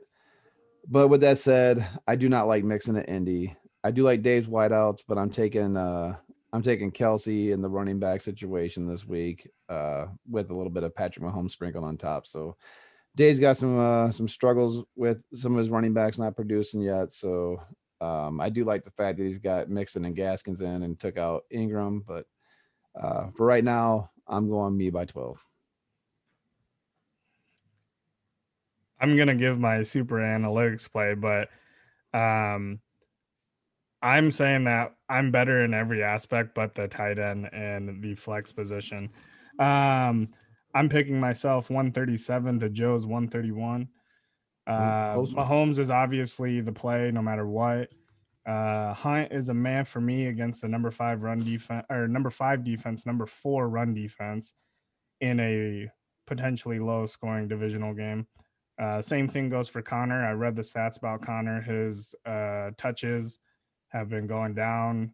Goal line carries, he's only had 4 out of the 6, so they've been utilizing Snell. So he's a man for me. Don't get me wrong, I love both running backs. They play on good offenses, but playing against each other against their respective defenses, they might hit projection maybe. Harry's a no for me. Jefferson against Atlanta, that's number 22 defense, and the Vikings are actually a number 5 offense in the league. That's a go for me. Kelsey's always a go. Henderson is a meh for me. Yeah, he's going against the what's that? They got a good rushing D for sure. Yeah, they're the number 3 defense overall and number 3 running defense. The one thing I will say about San Francisco, they have allowed 100% of running back conversions inside the 5-yard line. But last week, Cam Akers led the running back with yardage. Bucks against Green Bay is a no for me, not because the Bucks isn't a good defense, but I think there's going to be points to be scored and Rodgers doesn't turn over the ball. So that is the number 1 defense going against the number 2 offense. And Crosby is a go for me just because he's playing against a good defense. On the flip side, Cousin is a go for me. Obviously, I picked him up to stream. Number 22 defense they're going against. It's a over under of 45 or 54.5. And Atlanta has the most points to quarterbacks with adjusted fantasy points allowed. Mixon is a man/go for me against Indy. That is the number 8 run defense. But the one thing I will say is last week he had 24 carries, 6 receptions. His target share has been increasing every week. And last week for the whole team, he had 30% target share. Gaskin is a go for me against the number 25 defense in New York Jets. He saw all the work inside the 10-yard line, running and receiving for running backs. He in the last 3 weeks, he averages 70% rush share, and he has an 18% target share throughout the whole team. Hill's always a go for me. Godwin's a go for me in a shootout against number 13 defense in Green Bay. Gesicki's a go for me against New York Jets. Number 25 defense, and Miami is the number 13th passing offense. Right now I have APN. He just actually turned questionable, so I might have to switch that over to Claypool. Either way, I know Claypool is predicted more, but AP has 75% rush share in the last few weeks, and Jacksonville has the number 2 adjusted fantasy points for running backs. So I want to play AP, but I'm not upset playing Claypool either. Ravens against Philadelphia, that's the number 29th offense. They'd be struggling, bro. That's not going to happen. And then I picked up the number 1 kicker in the league. So David, 137 to Joe's 131. All right. Moving on, we have the 3-2 no fear versus the 4-1 tailor-made Kittle Dick for you. All right, what do you guys got? This one's kind of tough for me. I think this one is pretty evenly matched, across the board. There's some guys that can kind of pop off for anyone. I like I like Tannehill against Houston, even though I think Houston's defense is going to be getting better since Cornell became the head coach. He's always been a defensive guy. So I think he'll kind of get some stuff straightened around. We talked about the Tannehill stats before. Dude has just been electric lately. So I think that's a good matchup there. Edwards-Helaire and Sanders, both of those, Sanders, I'm just not feeling it this year. He's just not been producing, even though I think his last game he did kind of decent. I just don't think that's really going to happen. Thielen against Atlanta, like Dave said, Atlanta's defense is horrible. And Thielen's the main guy there for Cousins. Preston Williams against the Jets. Jets are horrible. That's going to be a good play. And then, of course, Mike Evans, you can never count that guy out. He's awesome. On the other side, Minshew against Detroit. I will pick anyone who plays against Detroit. Ooh, Detroit's defense is a horse turd. Like Zeke, always got to play Zeke. Taylor against Cincinnati. Cincinnati does not have a very good rushing defense, so I think Taylor can do some damage there. I do not like John Brown, period. Not much I have to say about that. I don't like the guy. I don't think he's a consistent fantasy performer.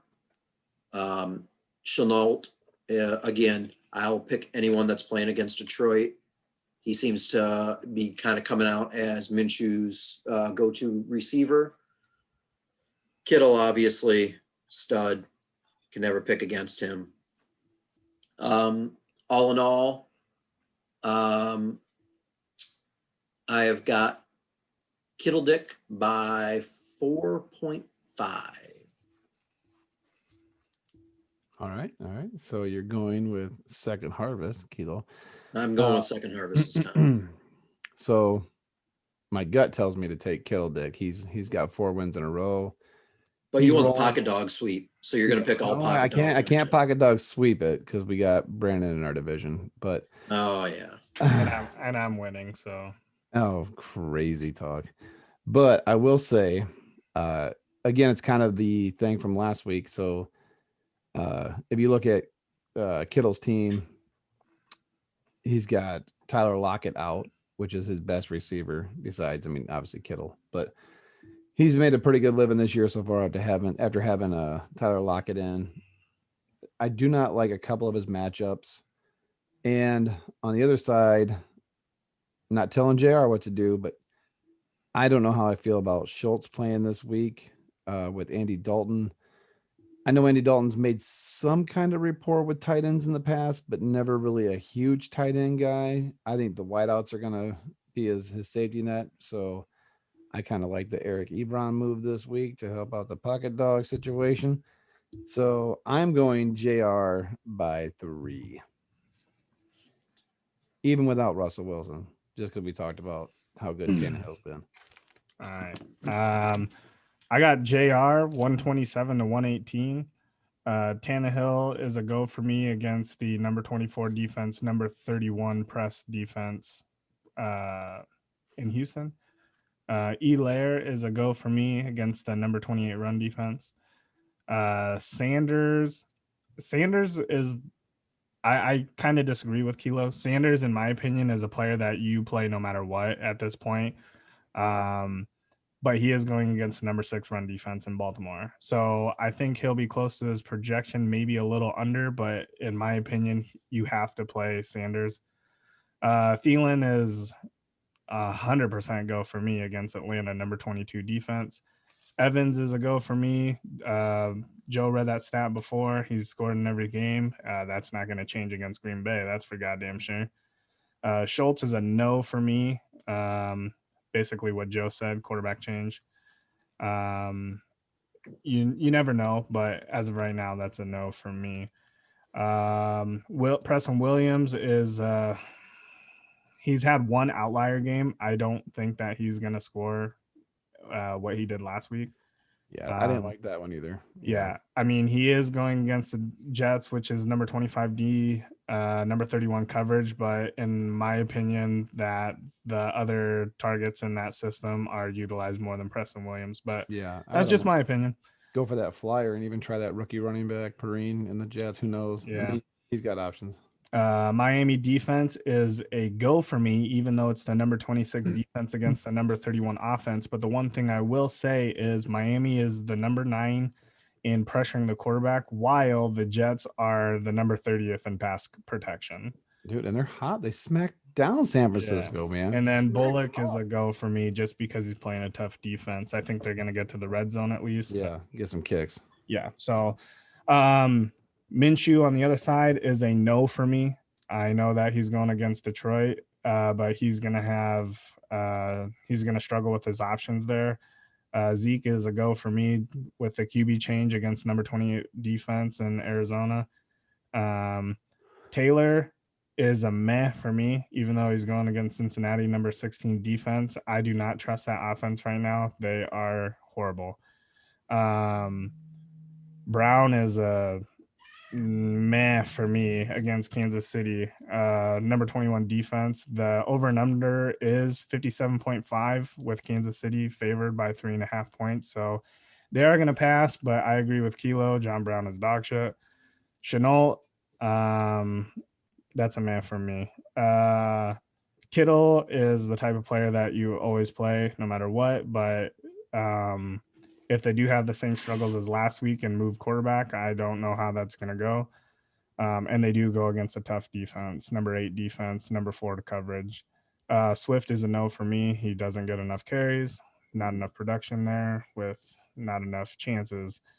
Colts, that's number 4 defense versus number 25 offense with a rookie quarterback. You've seen what the Ravens did. And Gonzalez is a go for me because I think that they're going to be able to kick some field goals. I picked JR 127 to Clint's 118.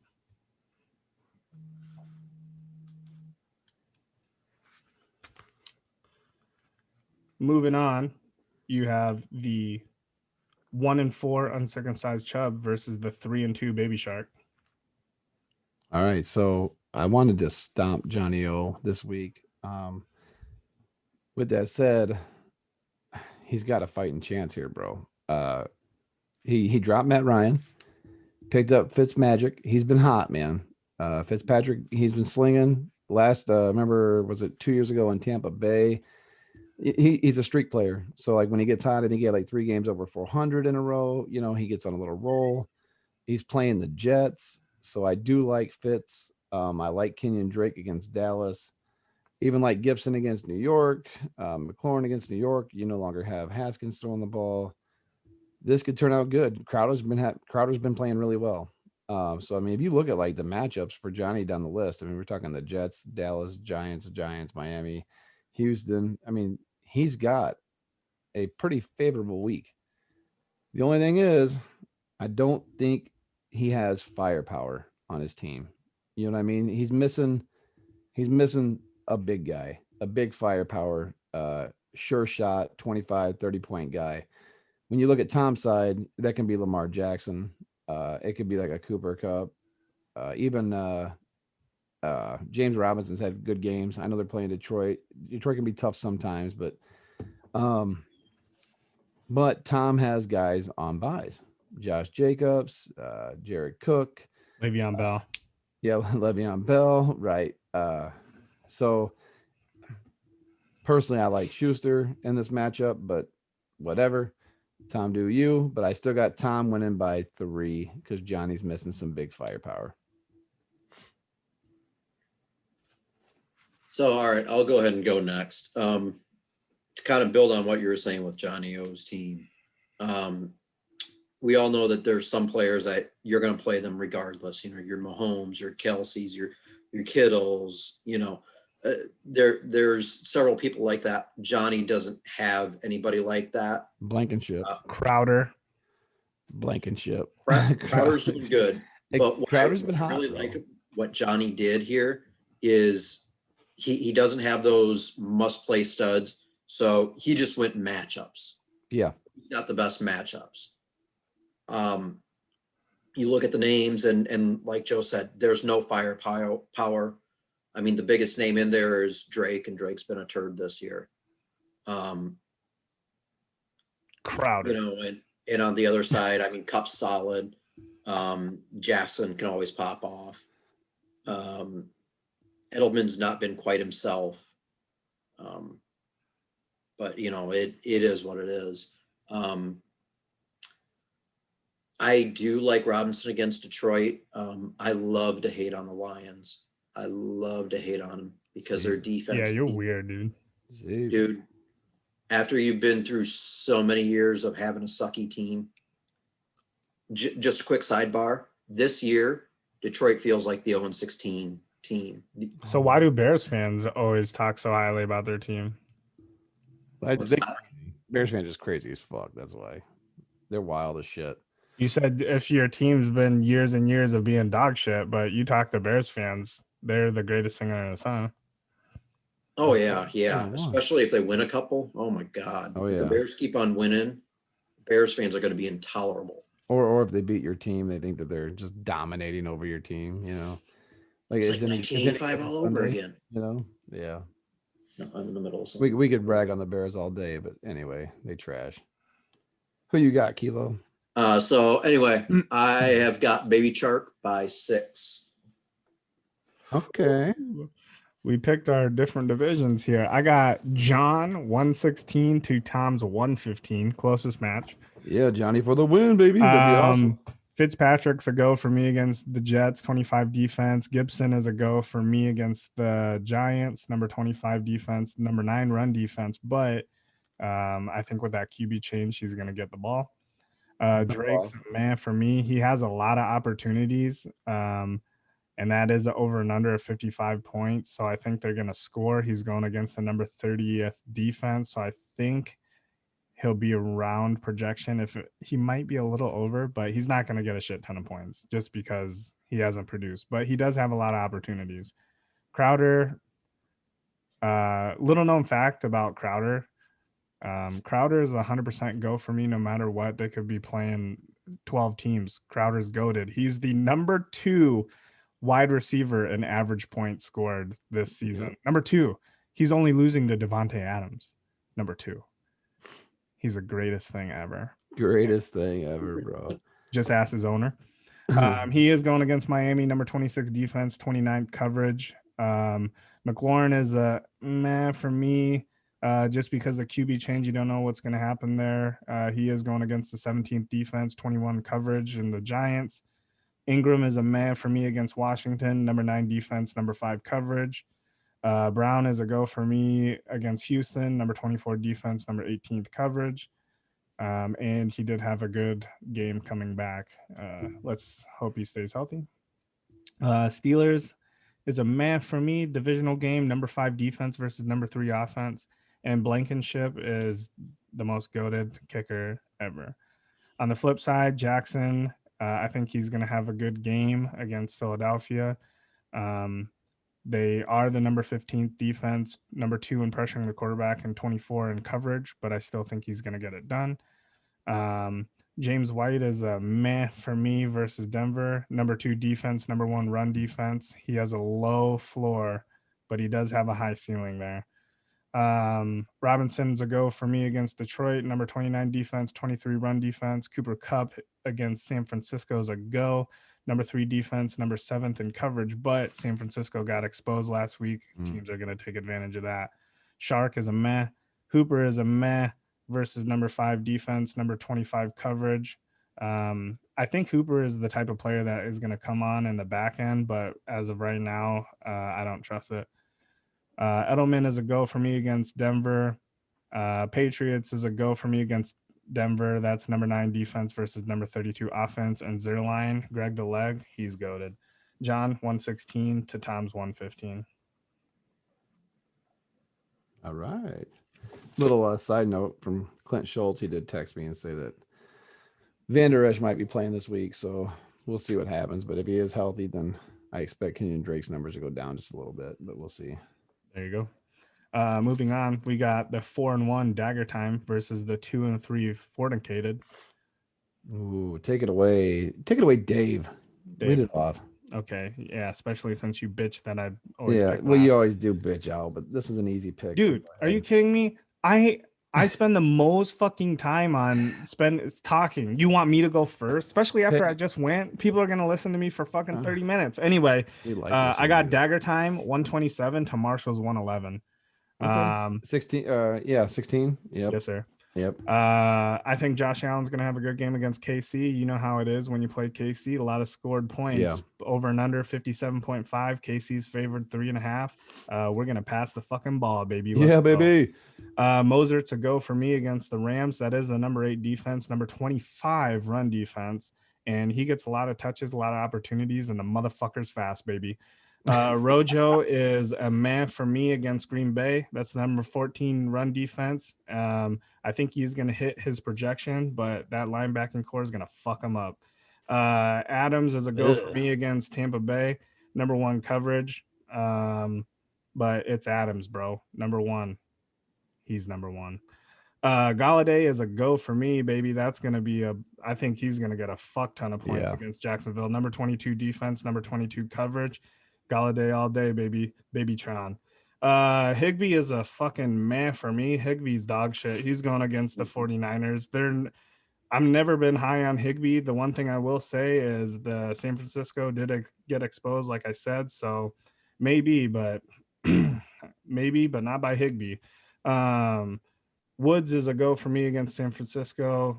The Packers defense is a man for me. I think that's going to be a shootout. A lot of points scored. Number 13 defense versus number 12 offense. And Gostkowski, he's fucking goated, baby. On Fournettecated side, Watson is a go for me against Tennessee. Number 19 defense, number 16 coverage. Lindsey, I want to say yes, but he's a man, potentially a no, just because he's going against New England. You got fucking big brain coach over there. He's reducing the running backs over there. Williams is a man for me, and not because I hate Williams. He's fucking goated, but Adams is coming back. He's not going to get utilized like he did last week or 2 weeks ago. Sorry.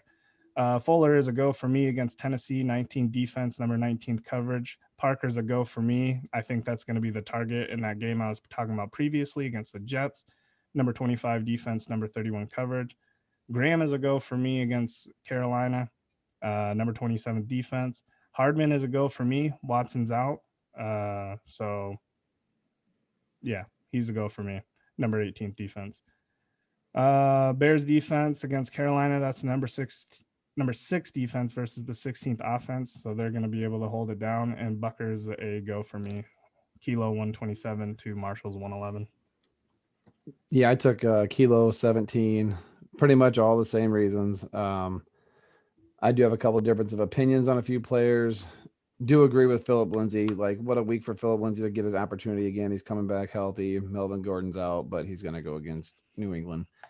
New England's got a pretty good run defense. And like you said, Bill Belichick, he does the one thing. He's going to take away your one weapon that you have. And let's face it, it's not the receiving core.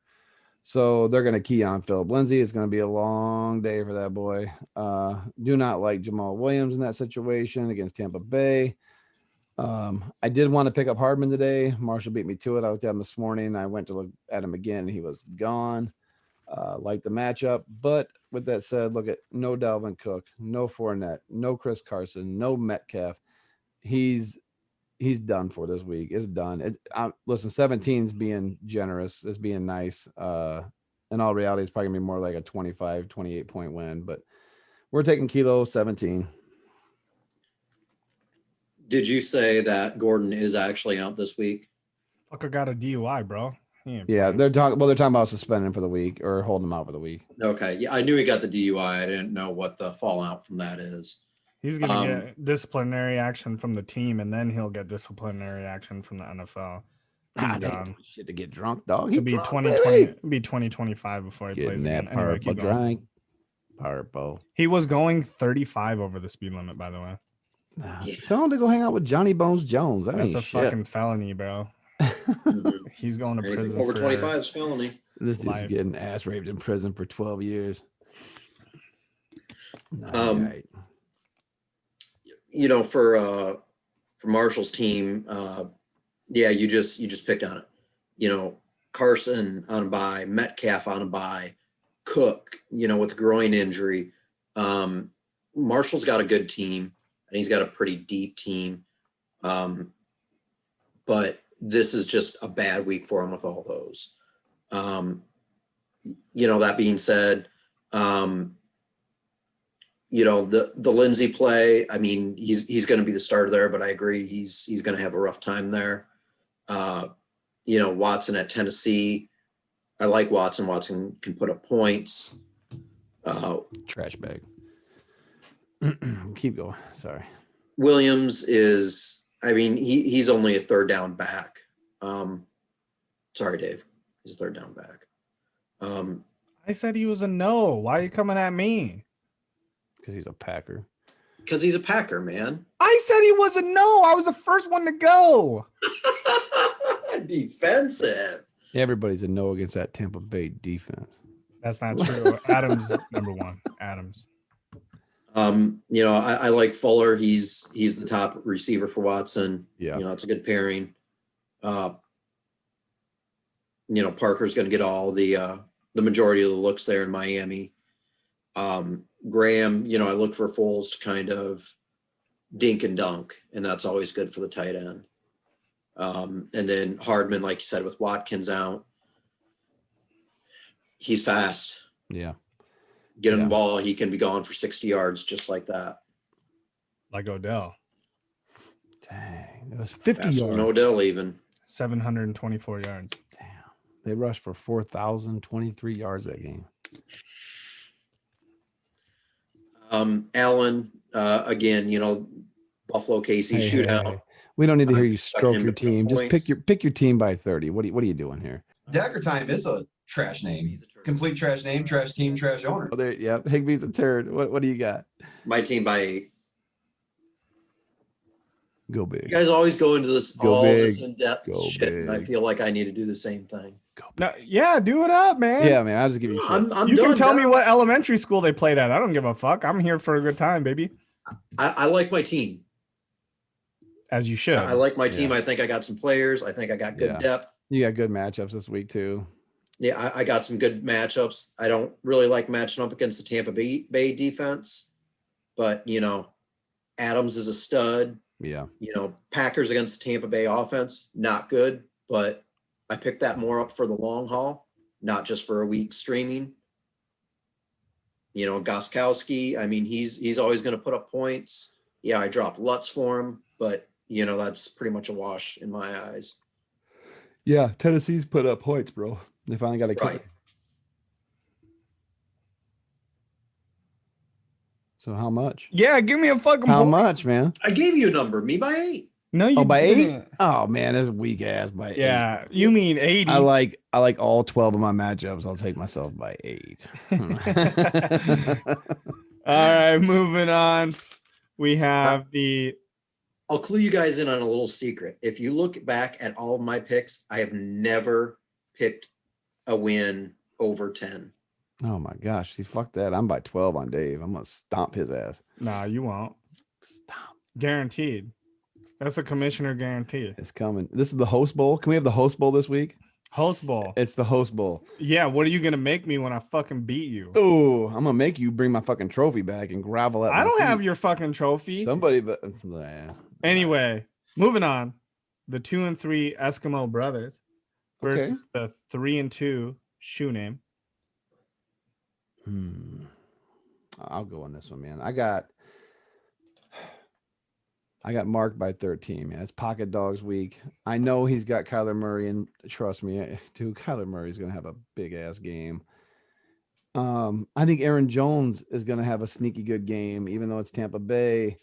They are kind of like a the bend but don't give defense. But man, I think Aaron Jones is gonna get like these little swing passes and be fucking darting all over the field. But that's it. Sunglasses. That's it. I don't like Amari Cooper. I don't like Stephon Diggs. I think the Buffalo, I believe, is going to be dink and doink underneath. You might get a couple deep balls. John Brown, maybe if he's healthy, I don't know. We'll see. Diggs will hit projection, but Diggs ain't going for like no 25. The Brandon Cooks, man. I know you're in a bad spot this week, Matt, but I don't like some of these matchups, bro. But again, you got Watkins out, AJ Green. Hopefully they trade him. I'll take him off your hands if they do. You're missing Waller, you're missing Eckler. It's just one of those games, man, where Mark's got pretty good matchups. Look at Ridley. Look at the Rams. San Francisco's been playing really dog shit. Andrews has a great matchup. Running back wise, he's so, but I'm still taking Mark by 13. Graham Gano, baby. Graham Gano for another 22.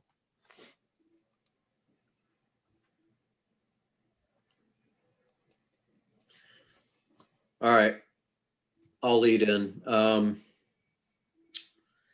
Yeah, anyone playing against Dallas is going to pop off. So yeah, Murray's going to have a big game. I mean, he's already rushed for 5 touchdowns and 300 and some yards. I can't remember. I had the stat up before, but so he's going to pop off. Aaron Jones, same thing. As long as he's playing, he's in your lineup, lock it. He's going to be good. I don't like any of the Dallas. I won't say I don't like them, but I don't know if you can really trust them yet with Dak being out. And now you don't know who to trust yet is the thing. Right. Didn't make him throw the ball. Now you got Andy Andy Dalton in there. So Yeah, what is he going to like? Is he going to like Lamb? Is he going to like Cooper? Is he going to like Gallup? You got a lot of choices there. Yep. But no one knows what his favorite's going to be. So past history tells me it's going to be Gallup, but we'll see. Time will tell. I do like Diggs against KC. It's going to be a shootout. Hawk just isn't quite there yet for a tight end. And Cooks is always that infuriating play where you play him and he gets you like 6, and then you put him on the bench and he gets you 24. It's just hard to tell with him. The other side, even though it's against Cleveland, I do like Roethlisberger. He always seems to put up points. Montgomery's a dog turd. Freeman's getting a lot more play in New York. And, it is going against Washington. Washington doesn't have the best rushing defense. So I think that's going to be one of those pickups that continues to pay off. And I think it's going to pay off this week. Hopkins is always, you got to play him. Deontay Johnson. Is this Mark just like trolling us by putting him in every week? I mean, fuck. Put in Allen Robinson. Put in Tyler Boyd. He will. DJ Moore. He doesn't have Tyler Boyd anymore. Yeah. It shows him that's on right. there, He's but got- him. Yeah. Right. For Matheson. That's right. Yep. You put Ridley up there, you put Matheson as your flex. That's what I have it as. Yep. So you're looking a lot better there. That being said, I'm still taking shoe name by 4. Ooh, hashtag baby. IT's got to stay together. IT Fucking sticking nerd together. nation, baby. What do you got, Kamish? I got Mark 147. Or I'm sorry. No, we'll go 147. 147 to 119. On Mark's side, Roethlisberger is going to have a good game. Dang, 26. Man, you always just hating on poor Matt. Sorry. His team's dog shit. That's what happens when you don't have fucking depth. He's going to lose. Oh my God. All right, let's hear it. Depth is just Am I wrong though? Am I wrong? Let's hear it. Give it to him. Am I wrong? He's got Keyshawn Vaughn. Anyway, He doesn't have am I running back wrong? yet. Tell me that I'm wrong. Well, hey, he's gonna have big games. I have a couple of players. Tell me I'm wrong. Well, I got Mark by 13. So Yeah, so tell me I I'm got him wrong. getting stomped up too. Okay, so anyway, Roethlisberger versus Cleveland. That's number 14 defense, but he's gonna have I think he's gonna score in a divisional shootout that's over and under 51. Montgomery's a go for me against Carolina. That's the number 32 defense. Freeman I think he's going to hit his projection, even though he's going against the number 9 defense. Hopkins is a go for me. That's the number 30th defense and the number 32 in coverage in Dallas. Andrews, yes, that's a go for me against Philadelphia. Number 24 in coverage, 15th defense. That's an over and under 47.5, and Baltimore is favored by 7.5. They're going to score. Ridley is my second wide receiver for him against Minnesota. That's the number 32 defense. That's going to be a struggling game, but I think that they're going to score, and I think Ridley is going to be the guy to do it. Madison is my flex, and he's going to have a shit ton of points. Rams, that's the number 8 defense against the 18th offense in San Francisco, and they're having quarterback issues, and if they continue, it's going to get worse. And Gano's a go for me against Washington. Matt's side, like I said, the lack of depth, in my opinion, is why he loses here. Murray is a go against Dallas, number 30th defense, 32 in coverage. Jones is a go for me against Tampa Bay. McKissick is a no for me against New York. That's the number 9 run defense. Both those teams are dog shit. I do disagree with Joe. I think Cooper is going to have a good game against Arizona. I think that he's going to continue to get the dink and dunk points. And also, Dallas is going to run 12 personnel, which means that they're going to have 2 tight ends to protect Dalton. And when that happens, you take Lamb off the field. That's what they did last week, and they're going to continue to do it. So when Lamb's not on the field, Cooper's going to strive. Diggs is a go for me against Kansas City. That's a number 21 defense, number 17 coverage. There's going to be a lot of passing. Cooks has low floor, super high ceiling. We've already seen that, but he's mainly going to hit his floor. Hawkinson is a meh for me. He's super consistent, getting like 10 points, but I don't think that's going to be enough for Matt. He is going against the number 22 defense. And the Bills is a meh. Actually, the Bills are a no for me. That's the number 18th defense against the 10th offense. And good as gold will get him some points.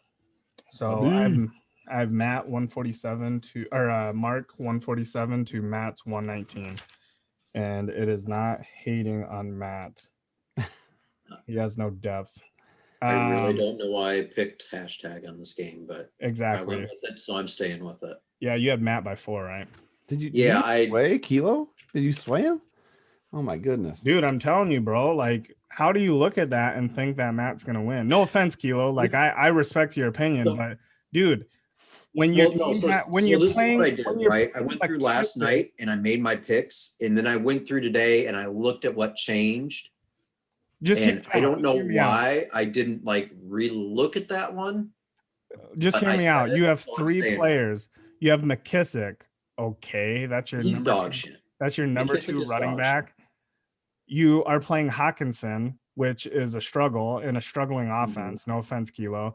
And then Cooks is your flex. Like, if that's your 3rd best option, regardless, like, you're losing. Anyway.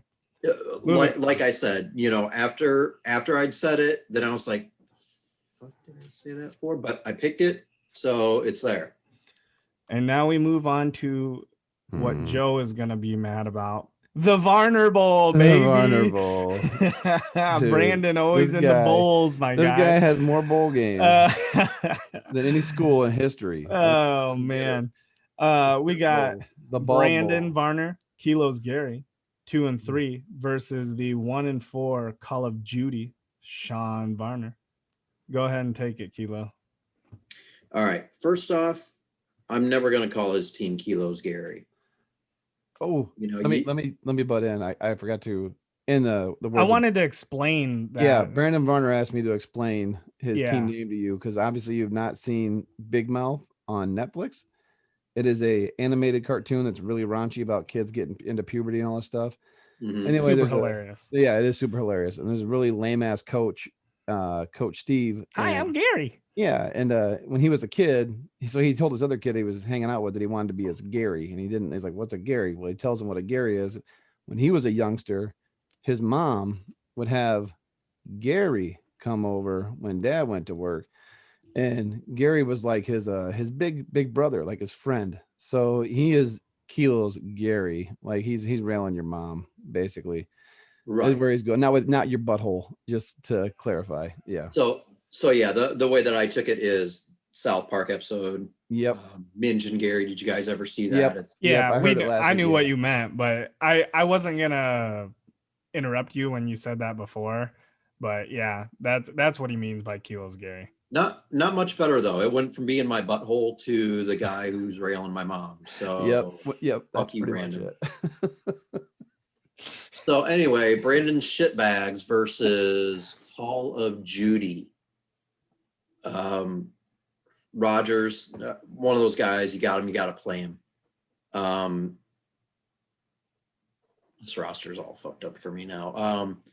Malcolm Brown for the Rams. Who knows what the hell's going on with that running back situation there right now? They got 3 guys, all of which can kind of take the lead. I think eventually it's going to be Akers. So I'm not high on Brown.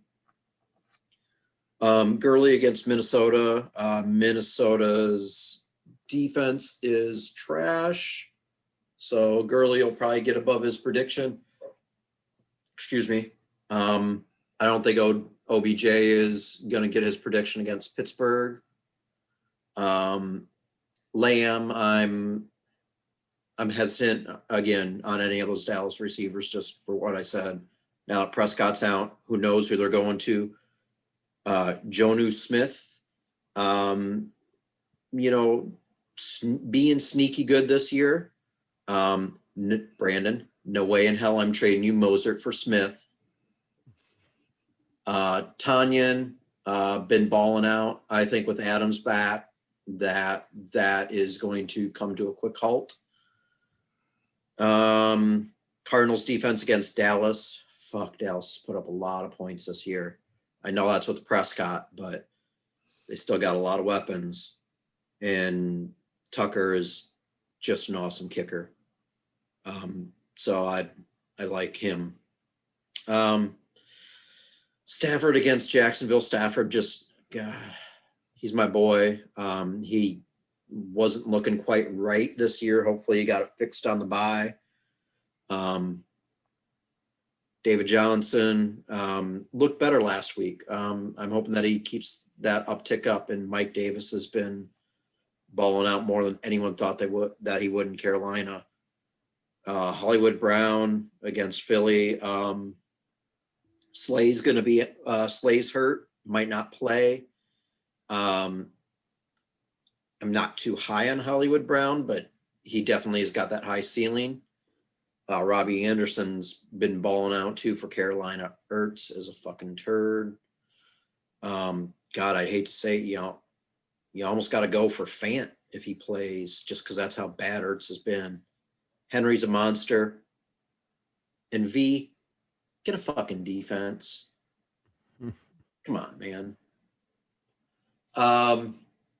That being said, Jeudy by 8.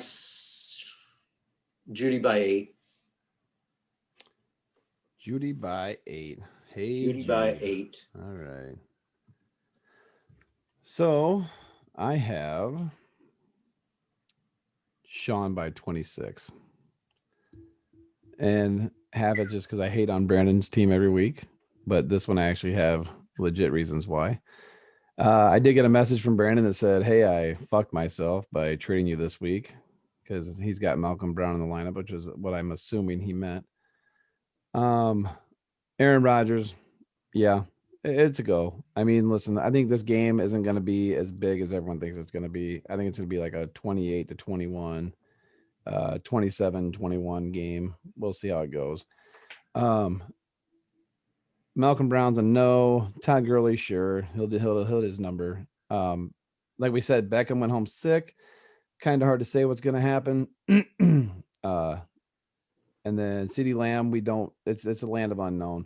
What I don't like about CeeDee Lamb is, if memory serves me correct, and you look back at Cinnamon with Cincinnati in his heyday, there was not a whole lot of slot success there. So we'll see how it pans out, but I'm not really liking it.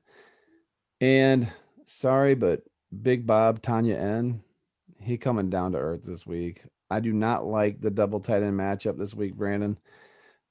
Keep a close eye on Julio. If he's available, stuff him in. I like the fact you picked up Cole Beasley. He might be available, stuff him in. But with that said, look at Sean. Dude, he's got Stafford at Jacksonville. He's got Mike Davis playing Chicago. Like I said previously, Mike Davis has played for 3 1/4, and he is number 7 position rank. Mike Davis is going to have another good game, just like Rojo had against Chicago last week. Marquise Brown is pretty decent. Keep an eye on Jarvis Landry.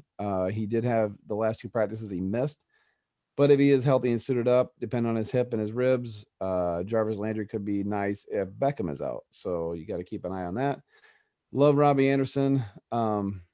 Hopefully it's not a one-on-one matchup with Kyle Fuller the whole time, but I think he's going to get close to projection. Zach Ertz. Fuck. Moving on. It's Baltimore. It's Zach Ertz. Like Derrick Henry, get yourself a defense, like he said.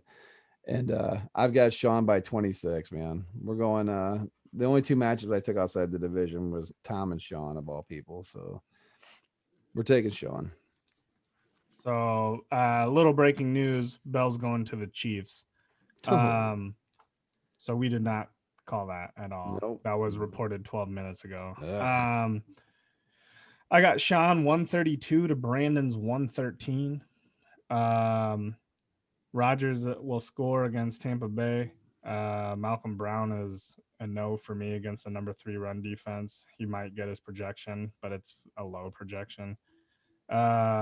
Gurley is a go for me against the number 31 run defense. Beckham is a go for me in a divisional shootout with a 51 over and under.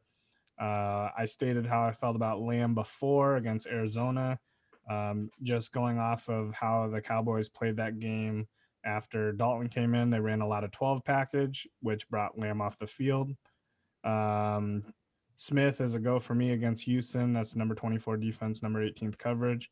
Tanyan is a meh for me. The only reason is he's an unknown.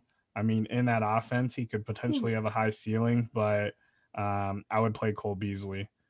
Arizona is a meh for me, potentially a no. That's a number 28 defense versus number 7th offense. I know they have a backup quarterback, but Jesus Christ, it's Cinnamon. He's goated. Yeah. Tucker is a go for me. On the other side, Stafford is a go for me. I know that offense is struggling, but they're going against Jacksonville, number 22 defense, number 22 in coverage. This is going to be their bounce back week offensively. Johnson is a yes for me against Tennessee. Davis is a yes for me against Chicago. I think he's going to get utilized. It is a tough defense, so I think that he'll be right around his projection, but it is a high projection. Anderson is a yes for me against Chicago. I think he'll hit his projection. I don't want to say he's a yes, but he'll hit his projection. Marquise Brown is I don't know, dude. That's a man for me. I don't know. I don't trust Lamar throwing the ball right now, honestly. Ertz is the worst tight end in the league, and he's going against Baltimore. Henry is a yes for me against Houston, 24 defense, number 20 in run defense. And I don't care what defense he picks up. You can pick a defense that gets negative 10 points. He's still going to win by 20. Nice. Sean, that's a clean sweep for Sean. So that concludes our projections. Is there anything you guys want to say before we call it? We got the come on, man. What's yes, the matter sir. with you? Come on now. That's right. Sorry, you guys that's got any come on mans at all? I only got a couple. I have none, except for one that I've already stated. All right. Kilo, you got anything? I got nothing. All right, fellas. We'll just run through a few quick ones. And Dave, with all your nice editing software, you can throw a couple things in there. Yeah, hit me. First off, this one is not really so much a come on, man, but it's like, come on, man. Fitzpatrick, bro. Like, you guys were like down and out, right? Miami's in the cellar. We finally get a chance to see Tua, hopefully, right? Like, hey, we're going to see Tua. And then Fitzy goes for like 350 and 3 touchdowns and stomps the Niners. Now we ain't going to see Tua for like 2 or 3 more weeks, you know, depending on what happens. So come on, Fitz, you've had your turn. I mean, you're great. I love the guy, but it's time to see some Tua, you know. The other one, man, you got to check this out. Oh my gosh, it's hilarious. But you need to check out Chase Claypool and his Tom Brady troll after Oh the game. yeah, Mark sent that to me. Oh, you I saw got it? Yeah. Oh my gosh, bro. I'll post it up. Yeah, you got to put the picture up. That's hilarious for his 4 touchdowns. That was pretty damn good. Lastly, well, that was come on, man. That's pretty good. You just be trolling.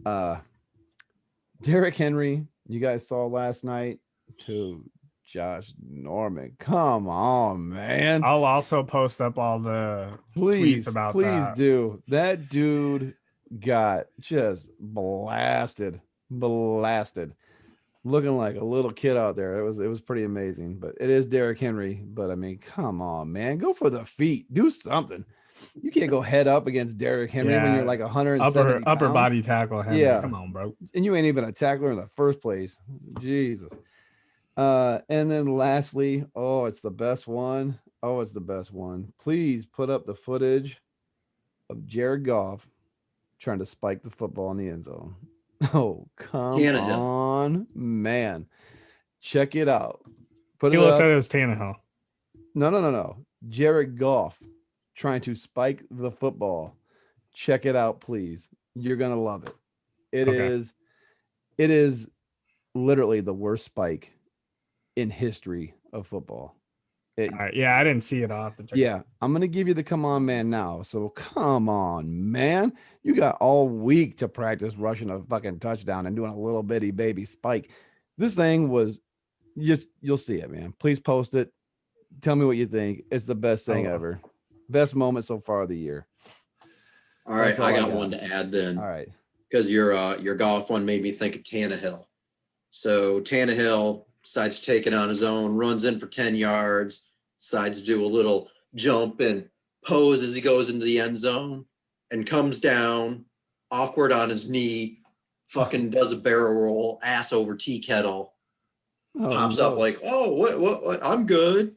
Oh, no. Come on, man. Learn to celebrate. Yeah, don't be pulling a Grammatica out there. We don't want this dude jumping up and coming down on his knee and blowing it out. Right. Yeah. Forgot about him. For sure, man. Yeah, come on, man. Tannehill, don't be doing that. You're having a great year last year. Do not hurt yourself. But Jared Goff, please look up some videos of Gronk. Learn how to spike the football because that dude, my wife can spike it better, bro. Check it out. All right. Well, if that concludes, come on, man. We'll end it here. Thank you for a good week 6 podcast. I hope everyone enjoyed it. Once again, for Taco's Truck, I'm David Molly, co-host Joe Stevenson, and special guest Kilo. Thank you, boys. Have a good one. Peace out.